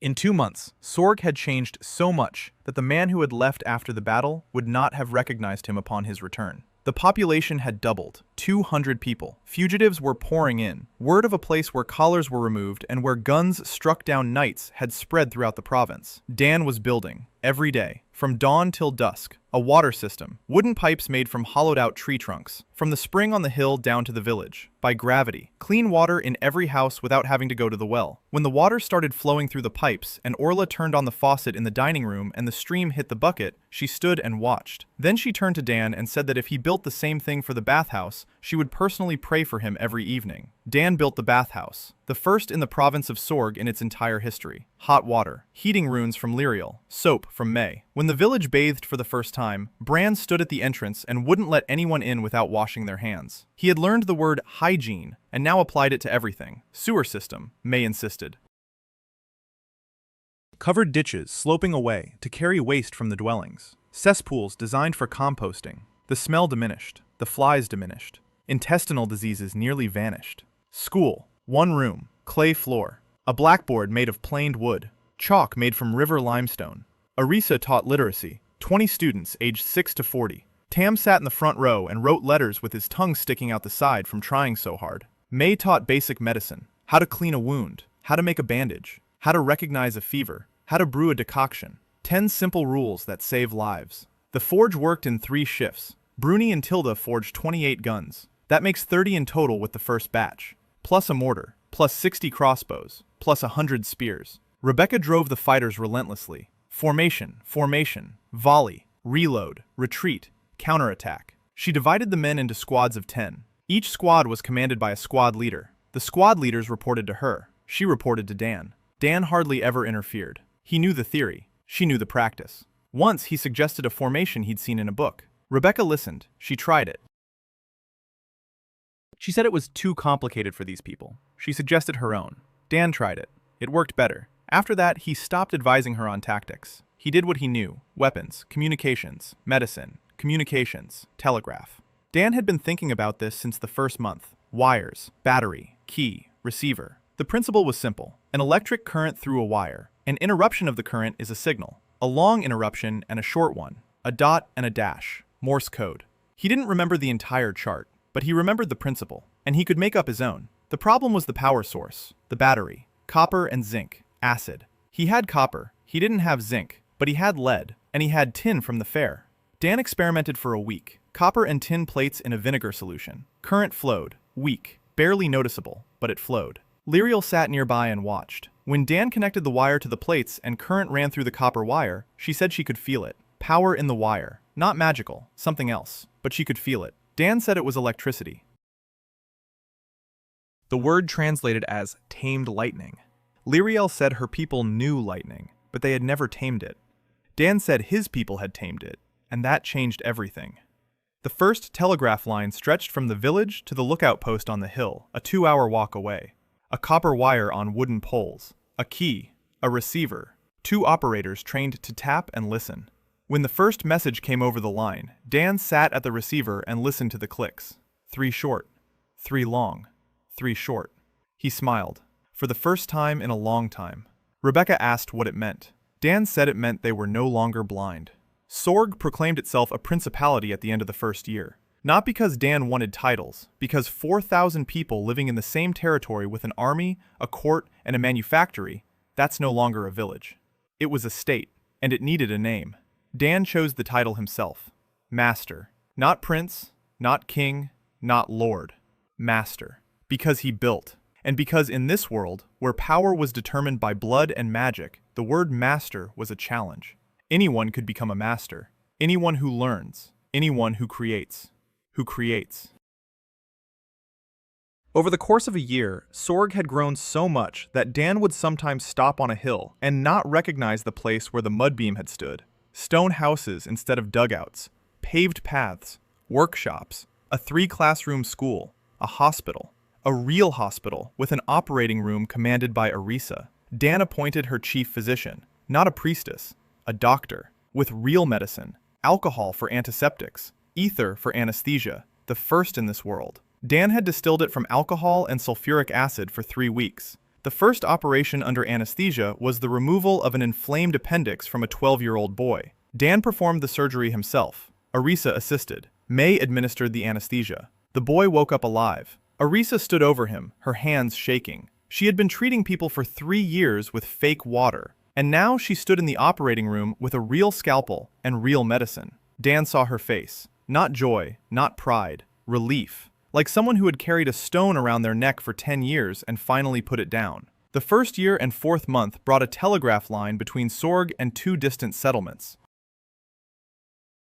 The fugitives had established farms in the valley. Sorg supplied them with tools. They supplied Sorg with grain. The telegraph connected them into a network. News traveled in minutes instead of days. Dan built a hospital in every settlement. A small one, 1 room, 1 trained medic from May's students, a set of tools, a first aid kit. May received her gift right then. A leather toolkit, a scalpel, clamps, scissors, needles and thread, all in a leather case with her name burned into the lid. May Sun A, Master of Medicine. She held the case and said nothing. Then she pressed it to her chest. She didn't cry, but her lips trembled. All her life she had been an appendage to her father, the village headman's daughter, nothing more. Now the leather case bore her name, not her father's, hers. Tilda received a hammer, steel, branded, Master Finch. Dan had designed it himself. Balance, weight, the shape of the handle for her small palm. Tilda took the hammer, raised it, brought it down on the anvil. A clear, long ring echoed through the smithy. She looked at her father. Bruni was standing in the corner. He had come to Sorg 2 months ago looking for work. He saw his daughter at the anvil.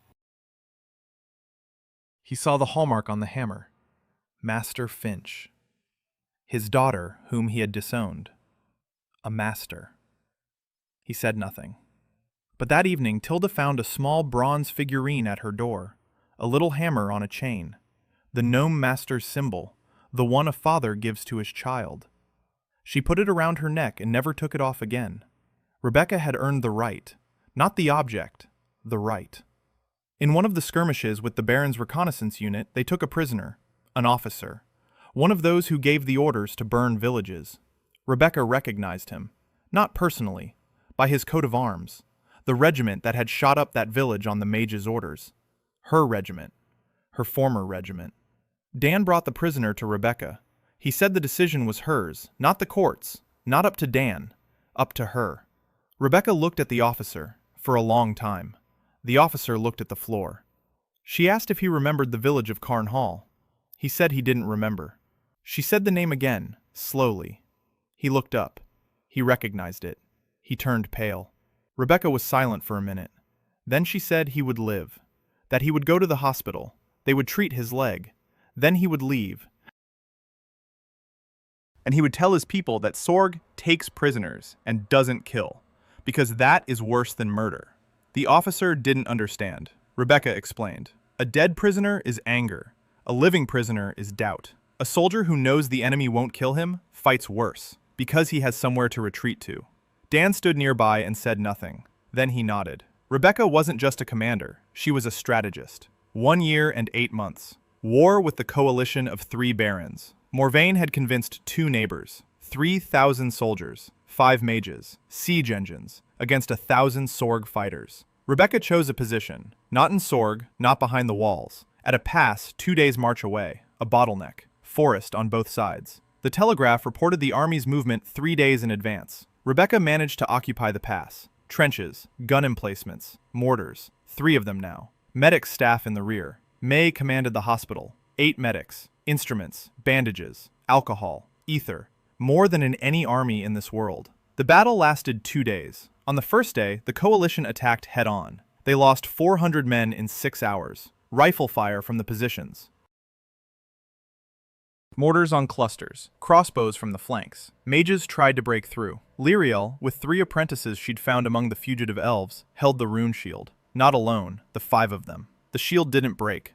On the second day, the coalition tried to flank them. Telegraph. The lookout on the hill signaled. Rebecca sent in the reserves. The flanking force was met with a volley at point-blank range. By evening of the second day, the coalition retreated. Sorg's losses, 23 killed, 70 wounded. Of the wounded, May and her medics saved 68. 2 died on the operating table. The coalition's losses exceeded 1,000, a ratio of 1 to 40. The barons requested a truce. Dan agreed. Not out of mercy, out of calculation. Dead barons mean a power vacuum. Living barons with a shattered army mean negotiations. Negotiations mean time, and time is what Dan needs most of all. The second year began with envoys. Waldmark sent 2, in fine cloaks, with letters and seals. They came to see what the whole continent was talking about. The place where slaves became citizens, where guns beat mages, where water flows through pipes and light burns without fire. The envoys expected a palace, or at least a castle. They were led into a workshop.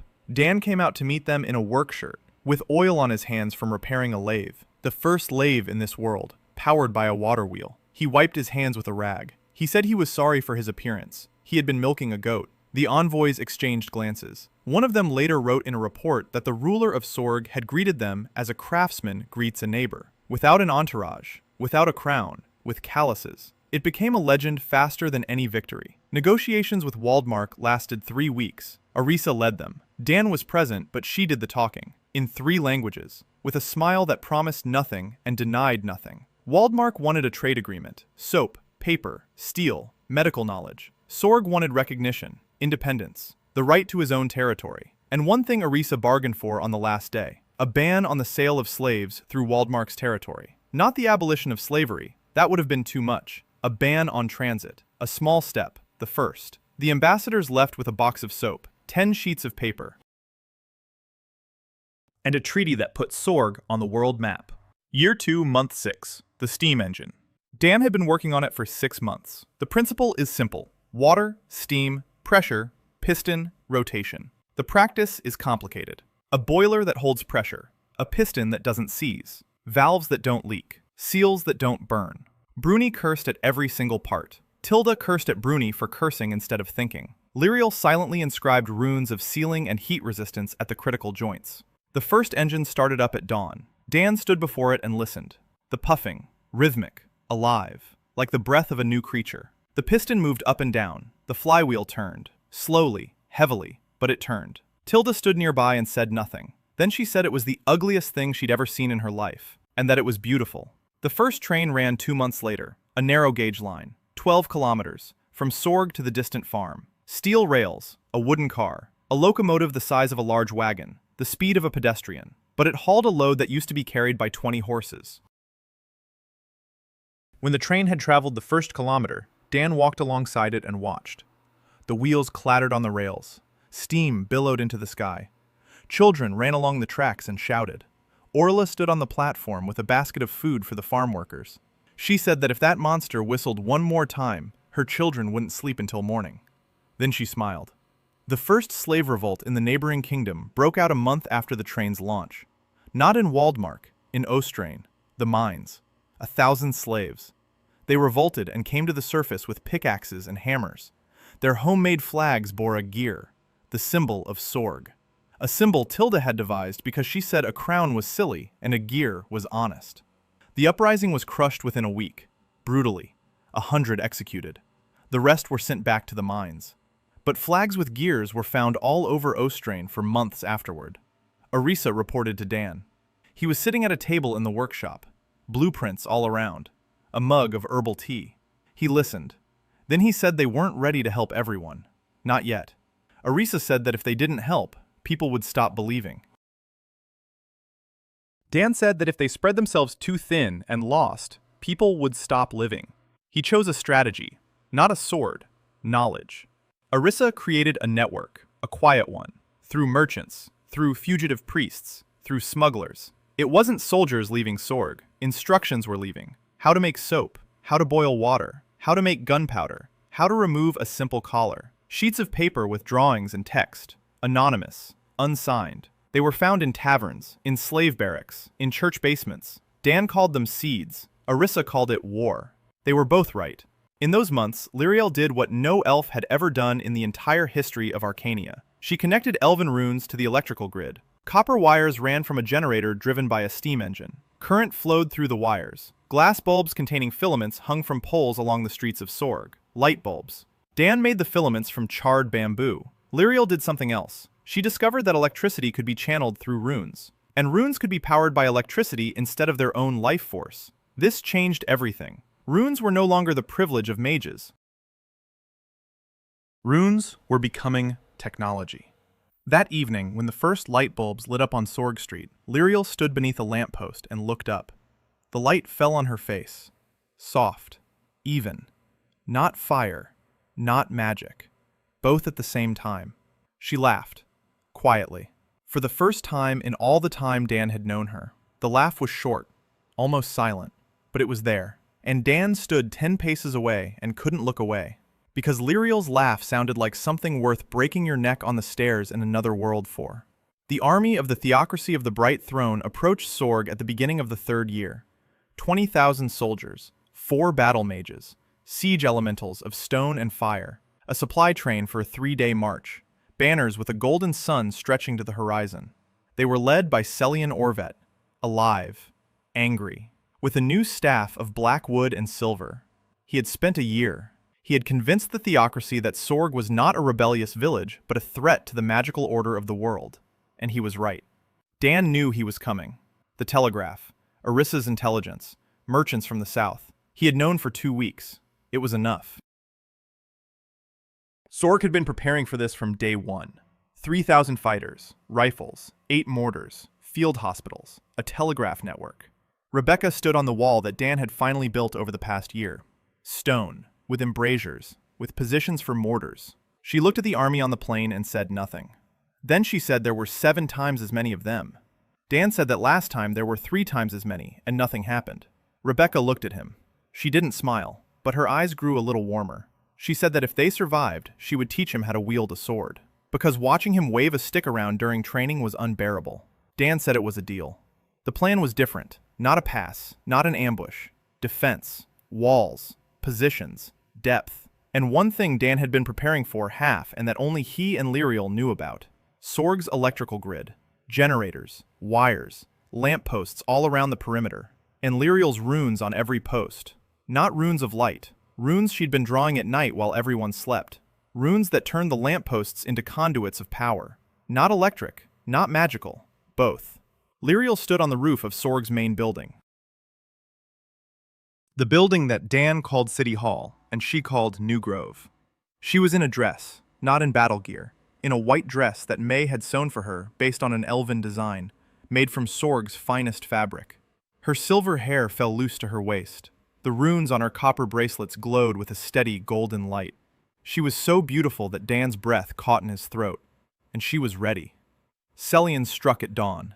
The elementals went first, stone giants 3 times the height of a human.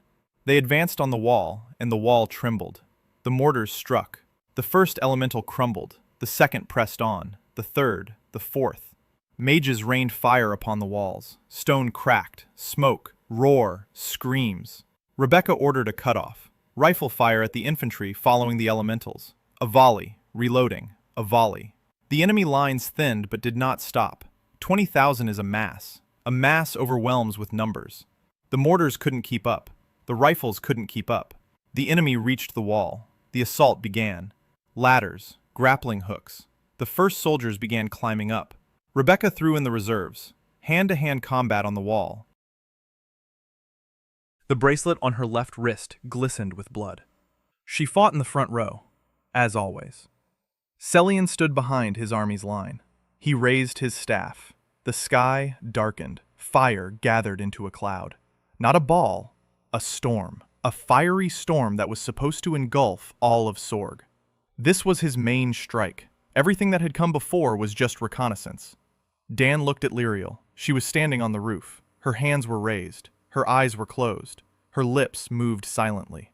Dan placed his hand on the switch, the main switch for Sorg's electrical grid, and flipped it on. Currents surged through the wires, up the poles, through the runes. Thousands of runes flared simultaneously. All along the perimeter, down every street, on every pole, light struck the sky.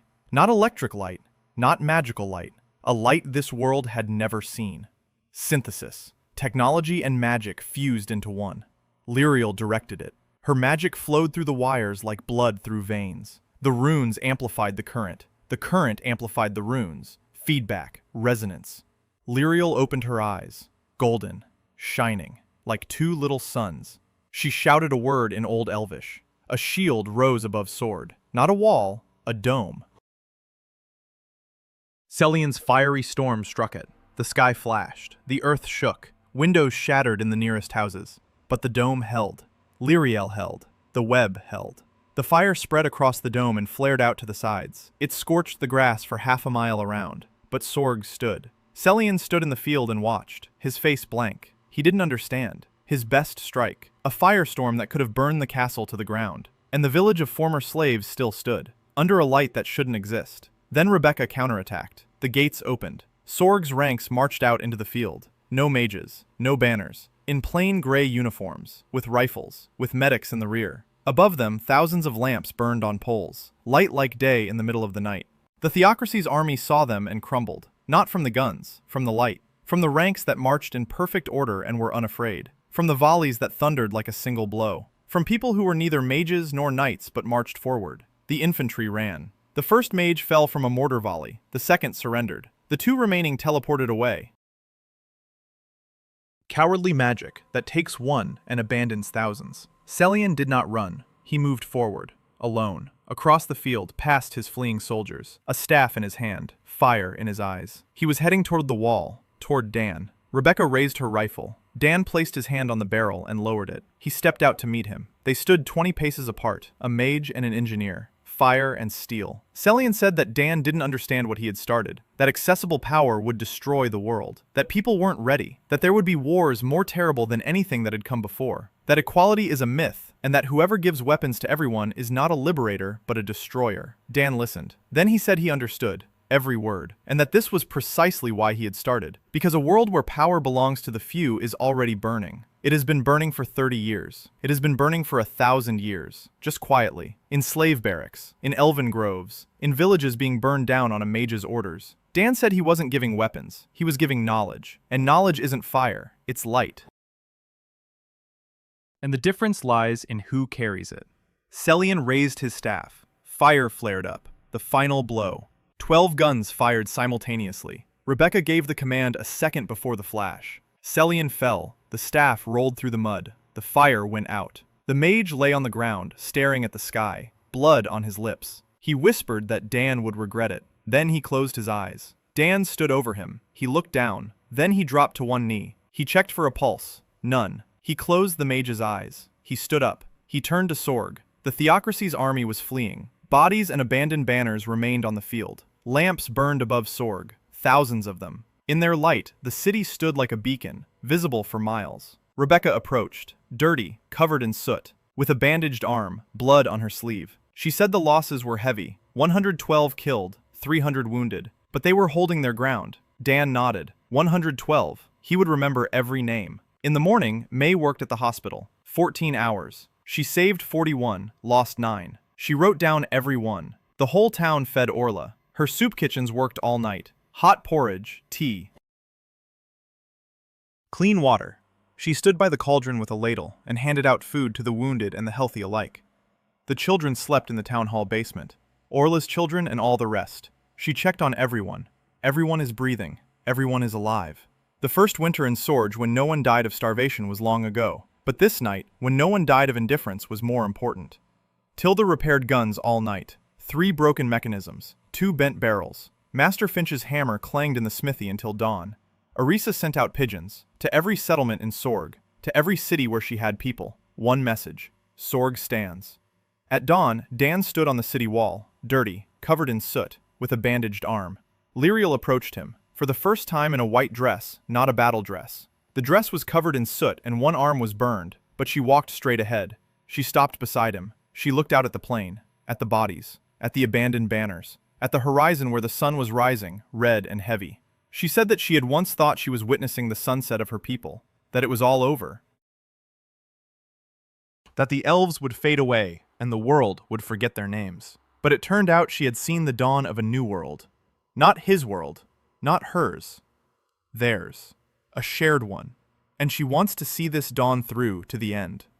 Dan didn't answer with words. He took a small object from his belt, a wind-up lamp, a copper one, with Lyriel's runes and Tilda's gears. The first lamp he'd made for Lyriel during their first month together in the barn, when she was still in chains, when he was still in a collar. He turned the key. The lamp lit up, a small, warm flame in the morning light. He placed it on the wall between them. Lyriel looked at the lamp, then at him. Golden eyes in which there was neither hatred nor coldness, only light. She placed her hand next to his on the stone wall. Not on his hand, next to it. Their little fingers touched. They stood like that and looked toward the east, at the dawn that was the first morning of the new world. Down below, on the streets of Sorg, people were coming out of their homes, from the hospital, from the dining halls, from the basements where children had been hiding. They stepped out into the light and looked up, at the wall. At the 2 people standing side by side. At the small lamp burning between them. And throughout the Sorg Valley, lights like that began to glow, one after another, in windows, on poles, in hands, thousands of them, all the way to the horizon.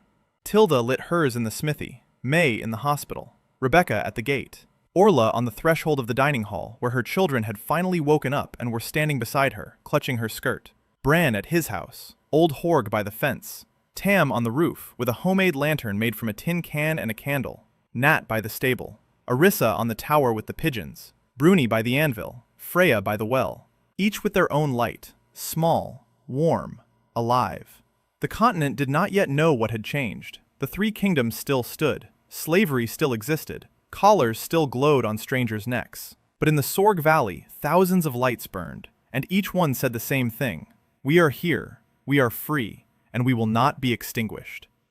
After the Battle of Sorg, the world did not fall silent. It roared, like a string that had been plucked and could not stop. The first weeks were hard. 112 graves on the hill outside the city. Dan stood by each one as they lowered the body.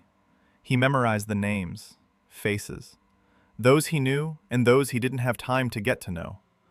An 18-year-old boy who had come to Sorg a month before the battle.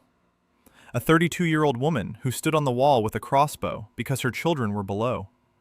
An old man who refused to go to the shelter and kept bringing charges until a piece of shrapnel struck him in the chest. 112. Dan stood by the last grave, and Lyriel stood beside him. She said the elves have a ritual. It's called the Lament of the Roots.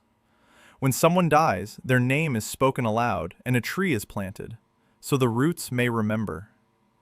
Dan said it was a good ritual. The next day, 112 saplings were planted on the hill, each with a plaque.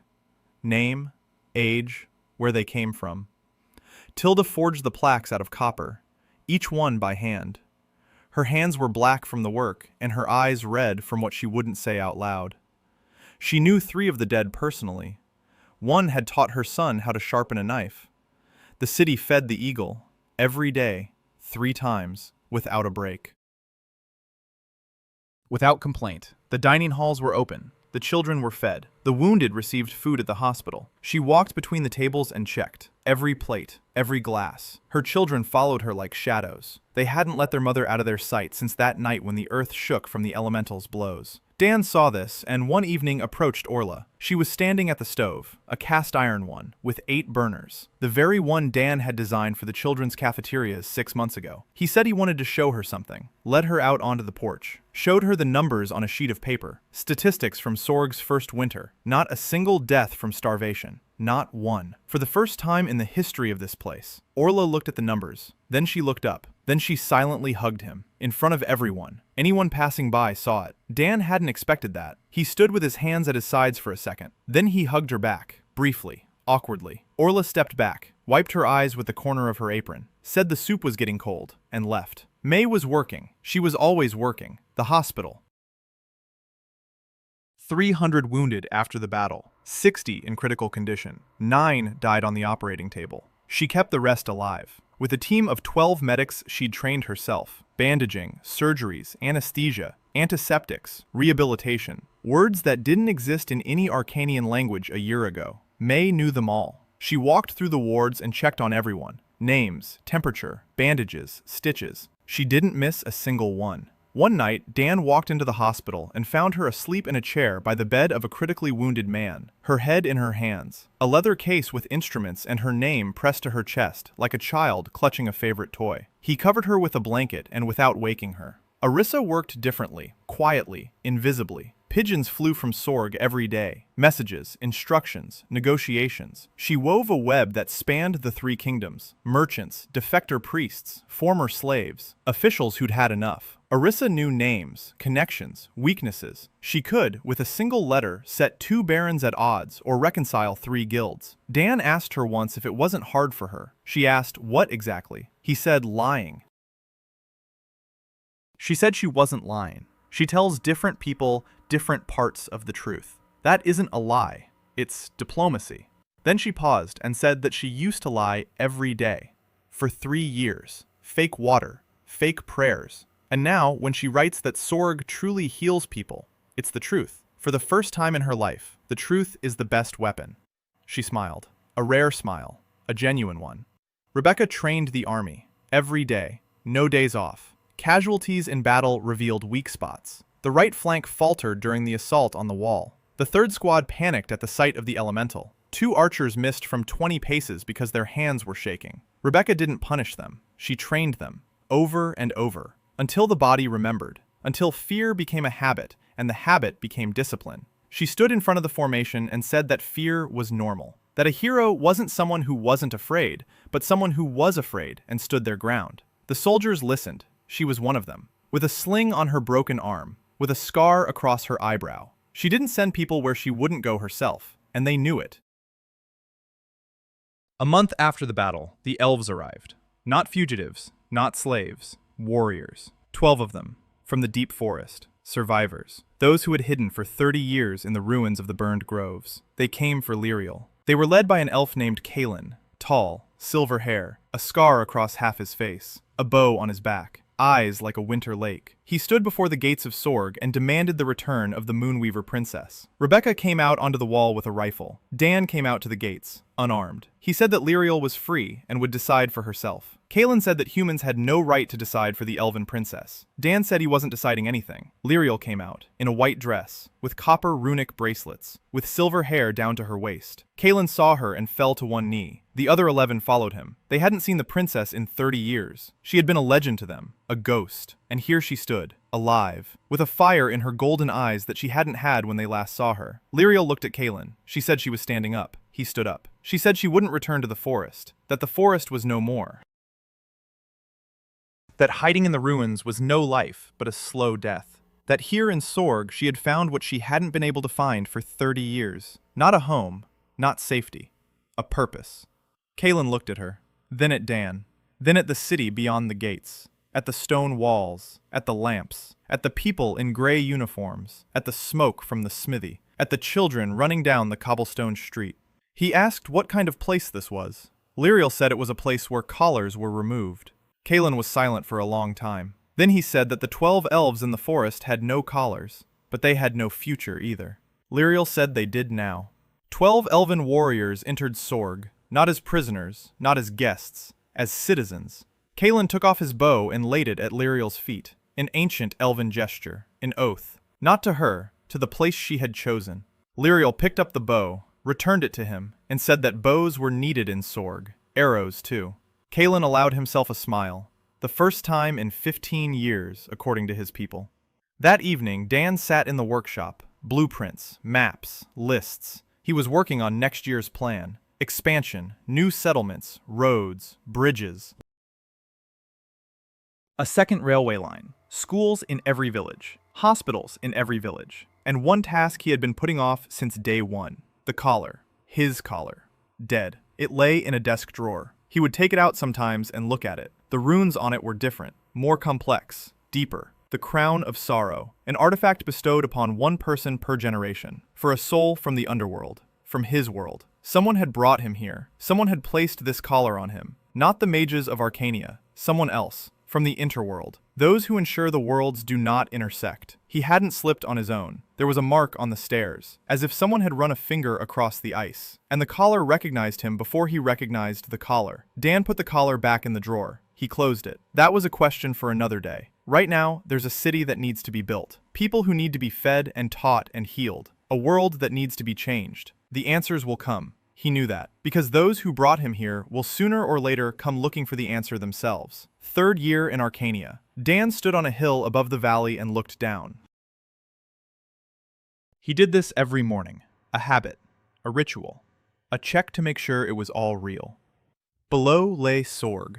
Not a village. A city. Stone houses, paved streets, smoke from forges, steam from steam engines, the gleam of rails stretching into the valley, lamps on poles, telegraph wires, a wall with battlements, fields beyond the wall, green, flat, well-tended. People walked the streets, thousands, 6,000, former slaves, runaway peasants, gnomes, elves, beastmen who had begun arriving in recent months, with collars, without hope. And they left without collars, with jobs, with a roof over their heads, with a name on the door. Dan watched and saw every detail. A water pipe being repaired on the corner. May walking to the hospital with a bag slung over her shoulder. Tilda stepping out of the smithy to wipe her face and scolding the apprentice who had bent a piece of metal. Bruni beside her, silent as always. Orla by the dining hall, handing out breakfast to the children. Her children helping their mother. They had grown over the past year. The oldest was already carrying plates on his own. Rebecca on the parade ground, her voice carried even this far, clear,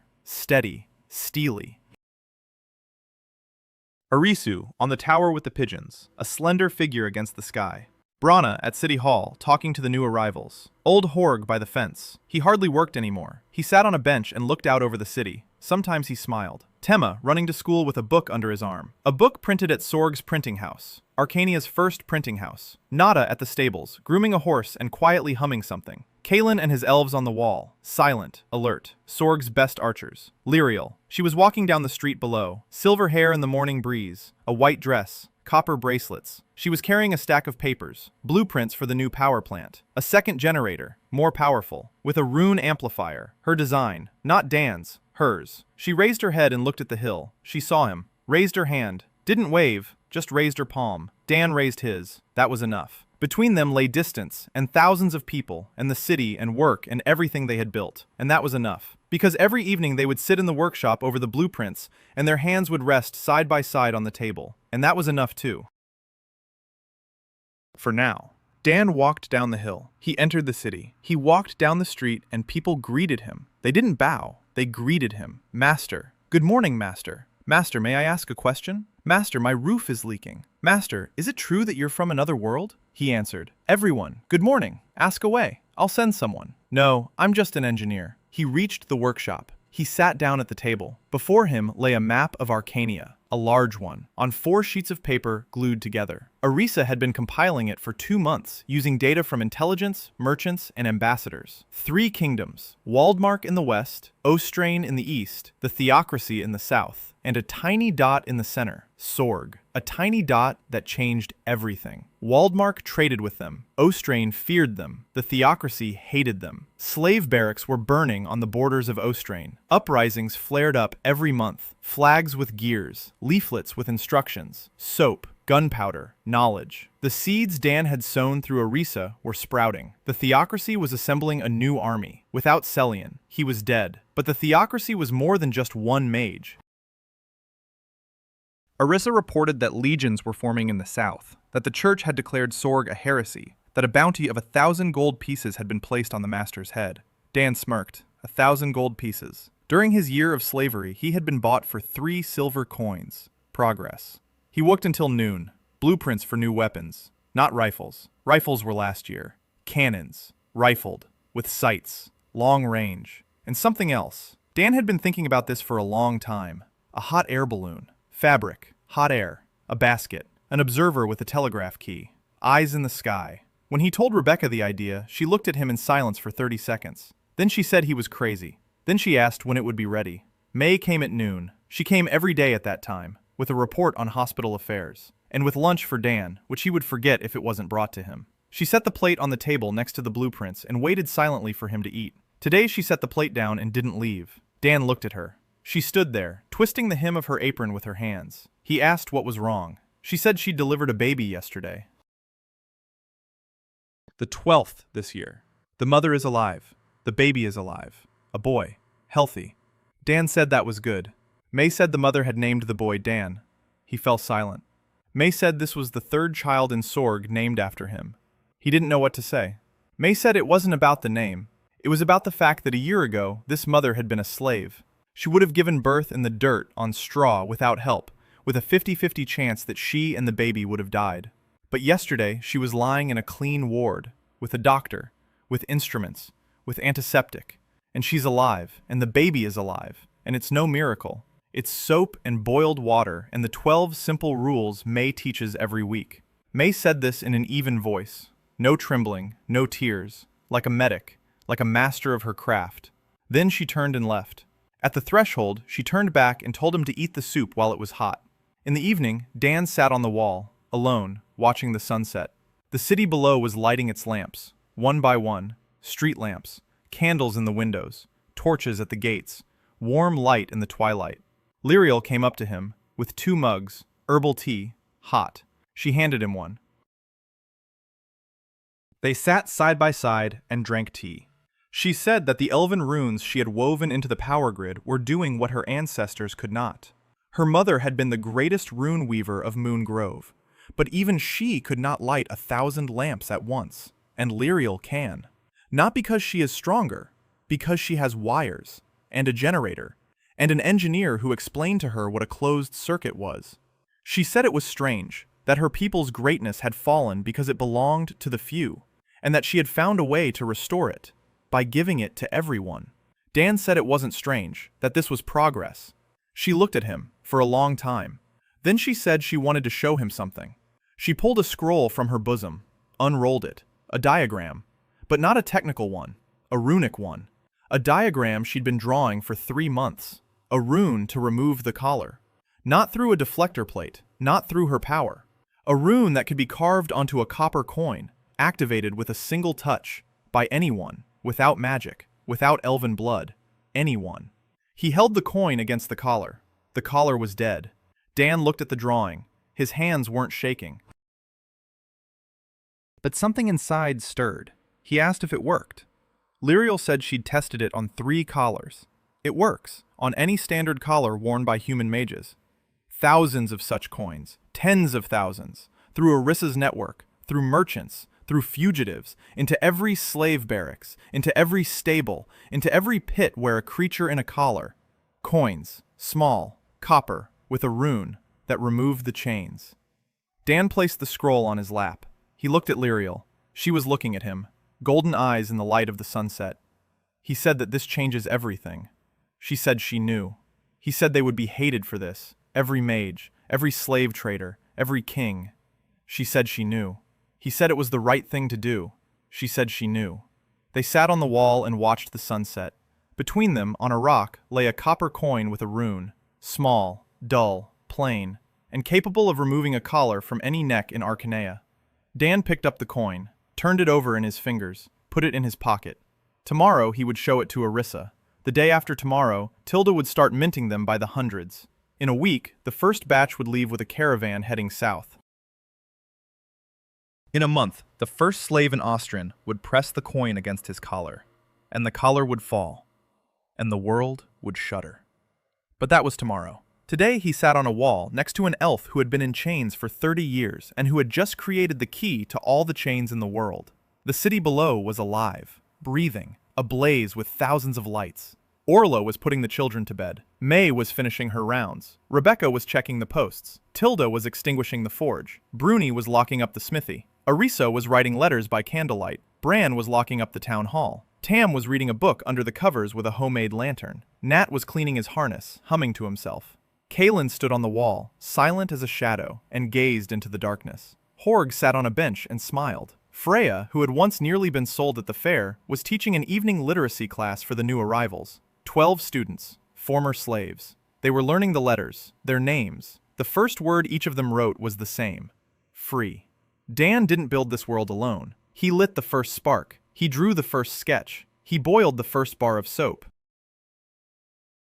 But they did everything else. May, who delivered babies. Tilda, who forged. Rebecca, who defended. Arissa, who bound. Orla, who fed. Lyriel, who illuminated. Bran, who ruled. Bruni, who taught. Kaelin, who stood guard. Thousands of nameless people who built walls and plowed fields and learned to read and believed that tomorrow would be better than yesterday. Dan wasn't a hero. He was an engineer. He made things for people, and people made the world. Lyriel stood up. She reached out her hand. Dan took it. He stood up. They stood on the wall, hand in hand, for the first time. Not a chance touch of fingers over a blueprint. Not a hand on a shoulder in a moment of grief. Hand in hand, consciously. She didn't let go. He didn't let go. She said quietly that she used to hate him for being kind, because kindness is weakness. And then she realized she was wrong. Kindness is a choice, and choosing kindness in a world that punishes you for it is the strongest thing a living being can do. Dan said he didn't consider himself kind. He just does what he knows how to do, for those around him. She said that that is what kindness is. The wind blew from the east, warm, spring-like.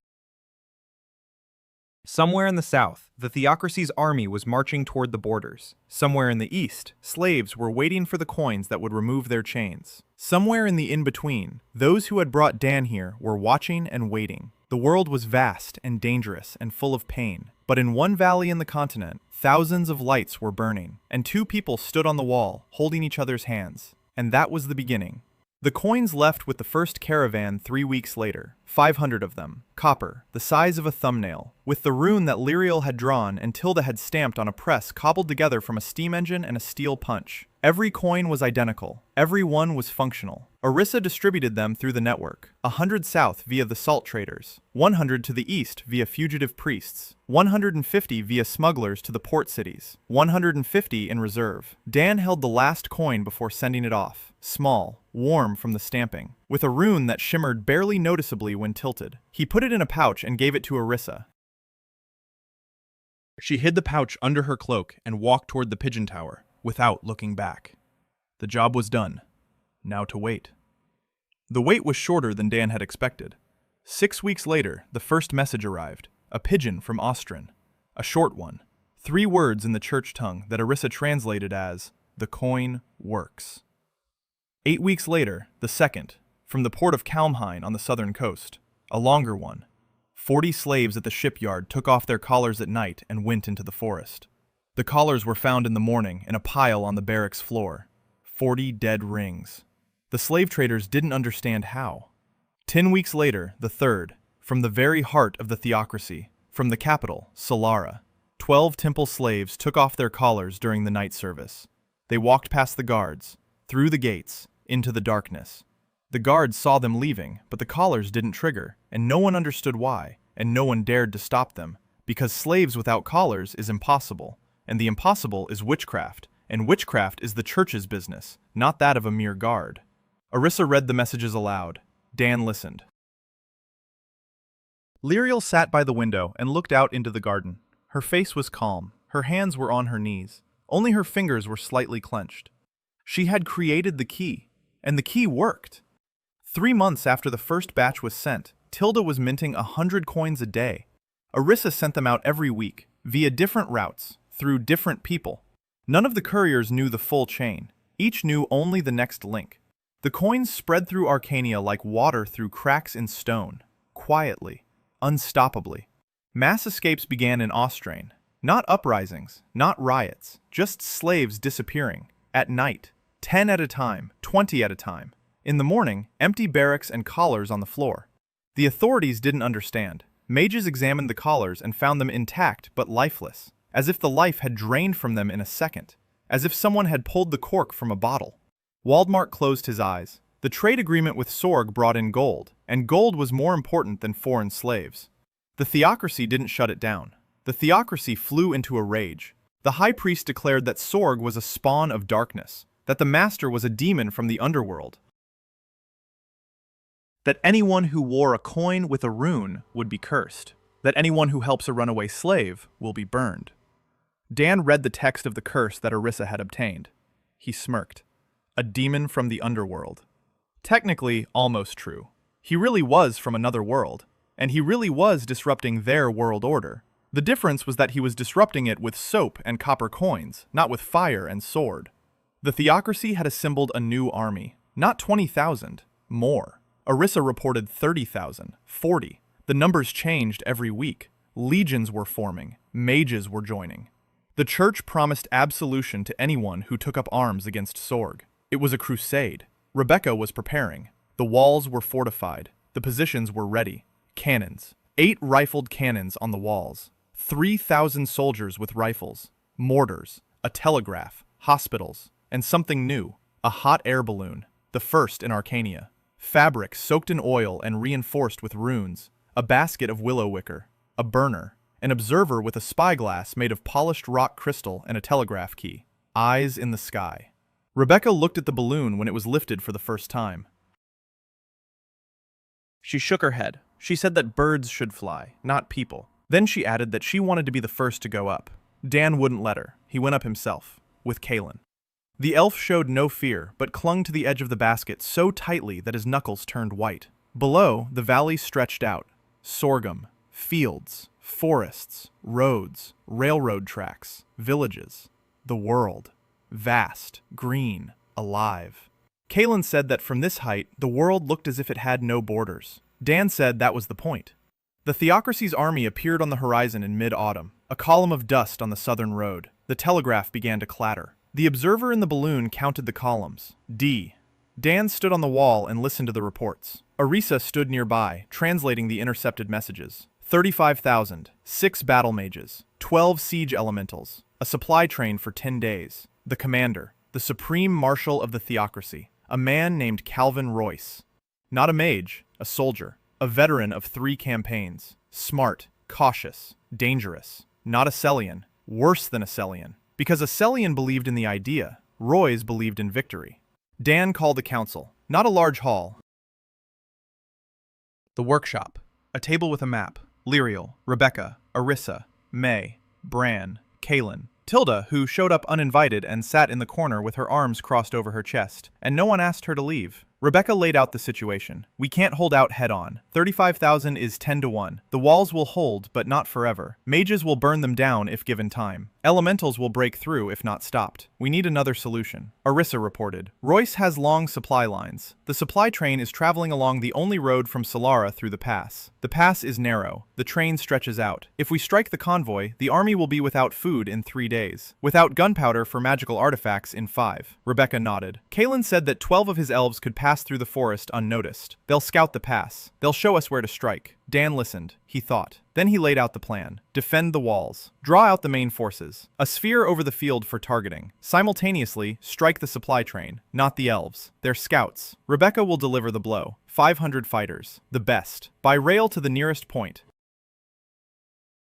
Then on foot through the forest. At night. Kaelin leads. Rebecca strikes. The supply train burns. The army starves. Royce is forced to either storm immediately without preparation or retreat. Rebecca said it was risky. 500 fighters on the march are 500 fighters not on the wall. Dan said he knew. She looked at him, nodded, said she'd be out at dawn. Tilda called from the corner that the new grenades were ready. 200 of them. Cast iron casing, gunpowder, fuse. She personally checked each one. Dan said, okay. May said the field hospitals were set up, 200 beds, 20 medics, enough bandages, alcohol, and ether for 1,000 wounded. She said this calmly, like a master who knows her craft. Dan nodded. Lyriel said the network was ready, runes on the pillars, generators at full power. The shield could be raised at any moment. And one more thing. She'd been working on a new type of rune for the past month. Runes that neither defend nor attack. Runes that amplify sound. She could speak, and she would be heard across the entire battlefield. Every enemy soldier, every slave in the supply train, everyone. Dan looked at her. She looked at him. He understood.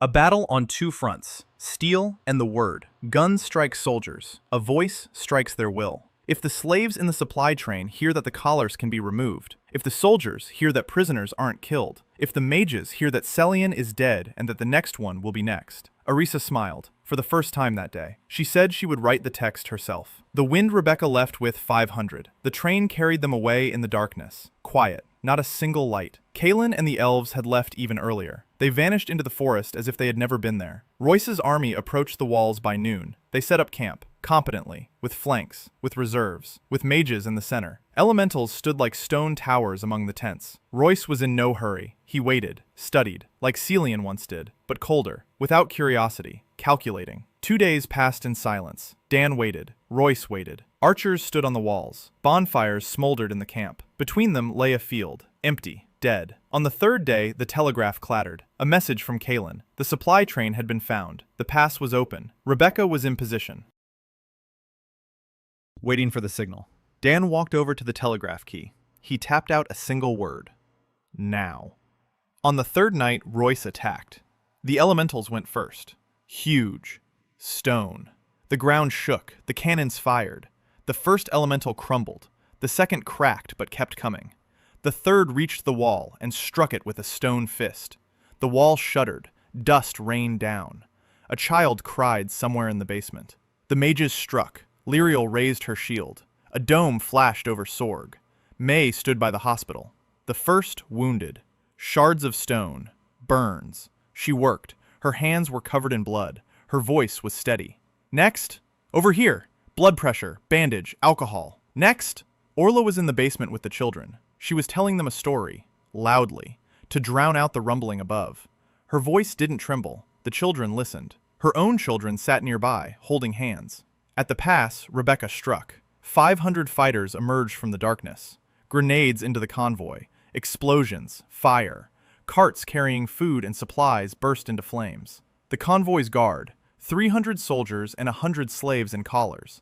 Rebecca didn't attack the slaves. She threw a bag in their direction. 50 coins in the bag. The slaves understood faster than the guards. The coins passed from hand to hand. The collars fell, one after another. The guards saw it. They were thrown into confusion. Rebecca struck at that moment. A volley, reloading, another volley. The guards fled. The wagon train was burning. The slaves stood in the darkness, free and bewildered. Rebecca shouted for them to head north, towards Sorg. They would go, not all of them, but many. At dawn on the fourth day, Lyriel stood on the wall. The runes on her bracelets glowed gold. She placed her hands on the copper plates embedded in the stone. A current ran through the wires. Sound-amplifying runes flashed on every pillar, and Lyriel spoke. Her voice rolled across the field like a wave. Quiet, steady, but audible to everyone. She spoke in the common tongue. She told the Theocracy's soldiers that their supply train had been burned, that there would be no food, that there would be no reinforcements. She told them that Sorg does not kill prisoners, that anyone who lays down their weapons will receive food, water, and medical care. She told the slaves in the camp that the collars could be removed, that the coins were already, that all they had to do was touch the collar and it would be dead. She spoke in Elvish, to the elf slaves in the camp. 3 words. You are free. She spoke for 10 minutes. Then she fell silent. She lowered her hands. She staggered. Dan caught her. She leaned against his shoulder, light, hot from the effort. She whispered that she'd lost her voice. He said it was okay. She'd said everything she needed to. Chaos broke out on the battlefield. Not immediately, slowly, like a crack in a wall. First the slaves from the supply train ran, then the wagoners, then the rear ranks of the infantry. Royce tried to hold them back. He shouted orders. Mages burned the deserters. But every deserter burned meant 10 new ones. Because the soldiers saw, and remembered the voice from the wall. Prisoners aren't killed. By noon, the theocracy's army had fallen apart. It wasn't defeated. It fell apart. Like a house from which a stone had been pulled from the foundation. Royce left with the guard. You left. The rest fled or surrendered. The mages teleported away, all 6 of them.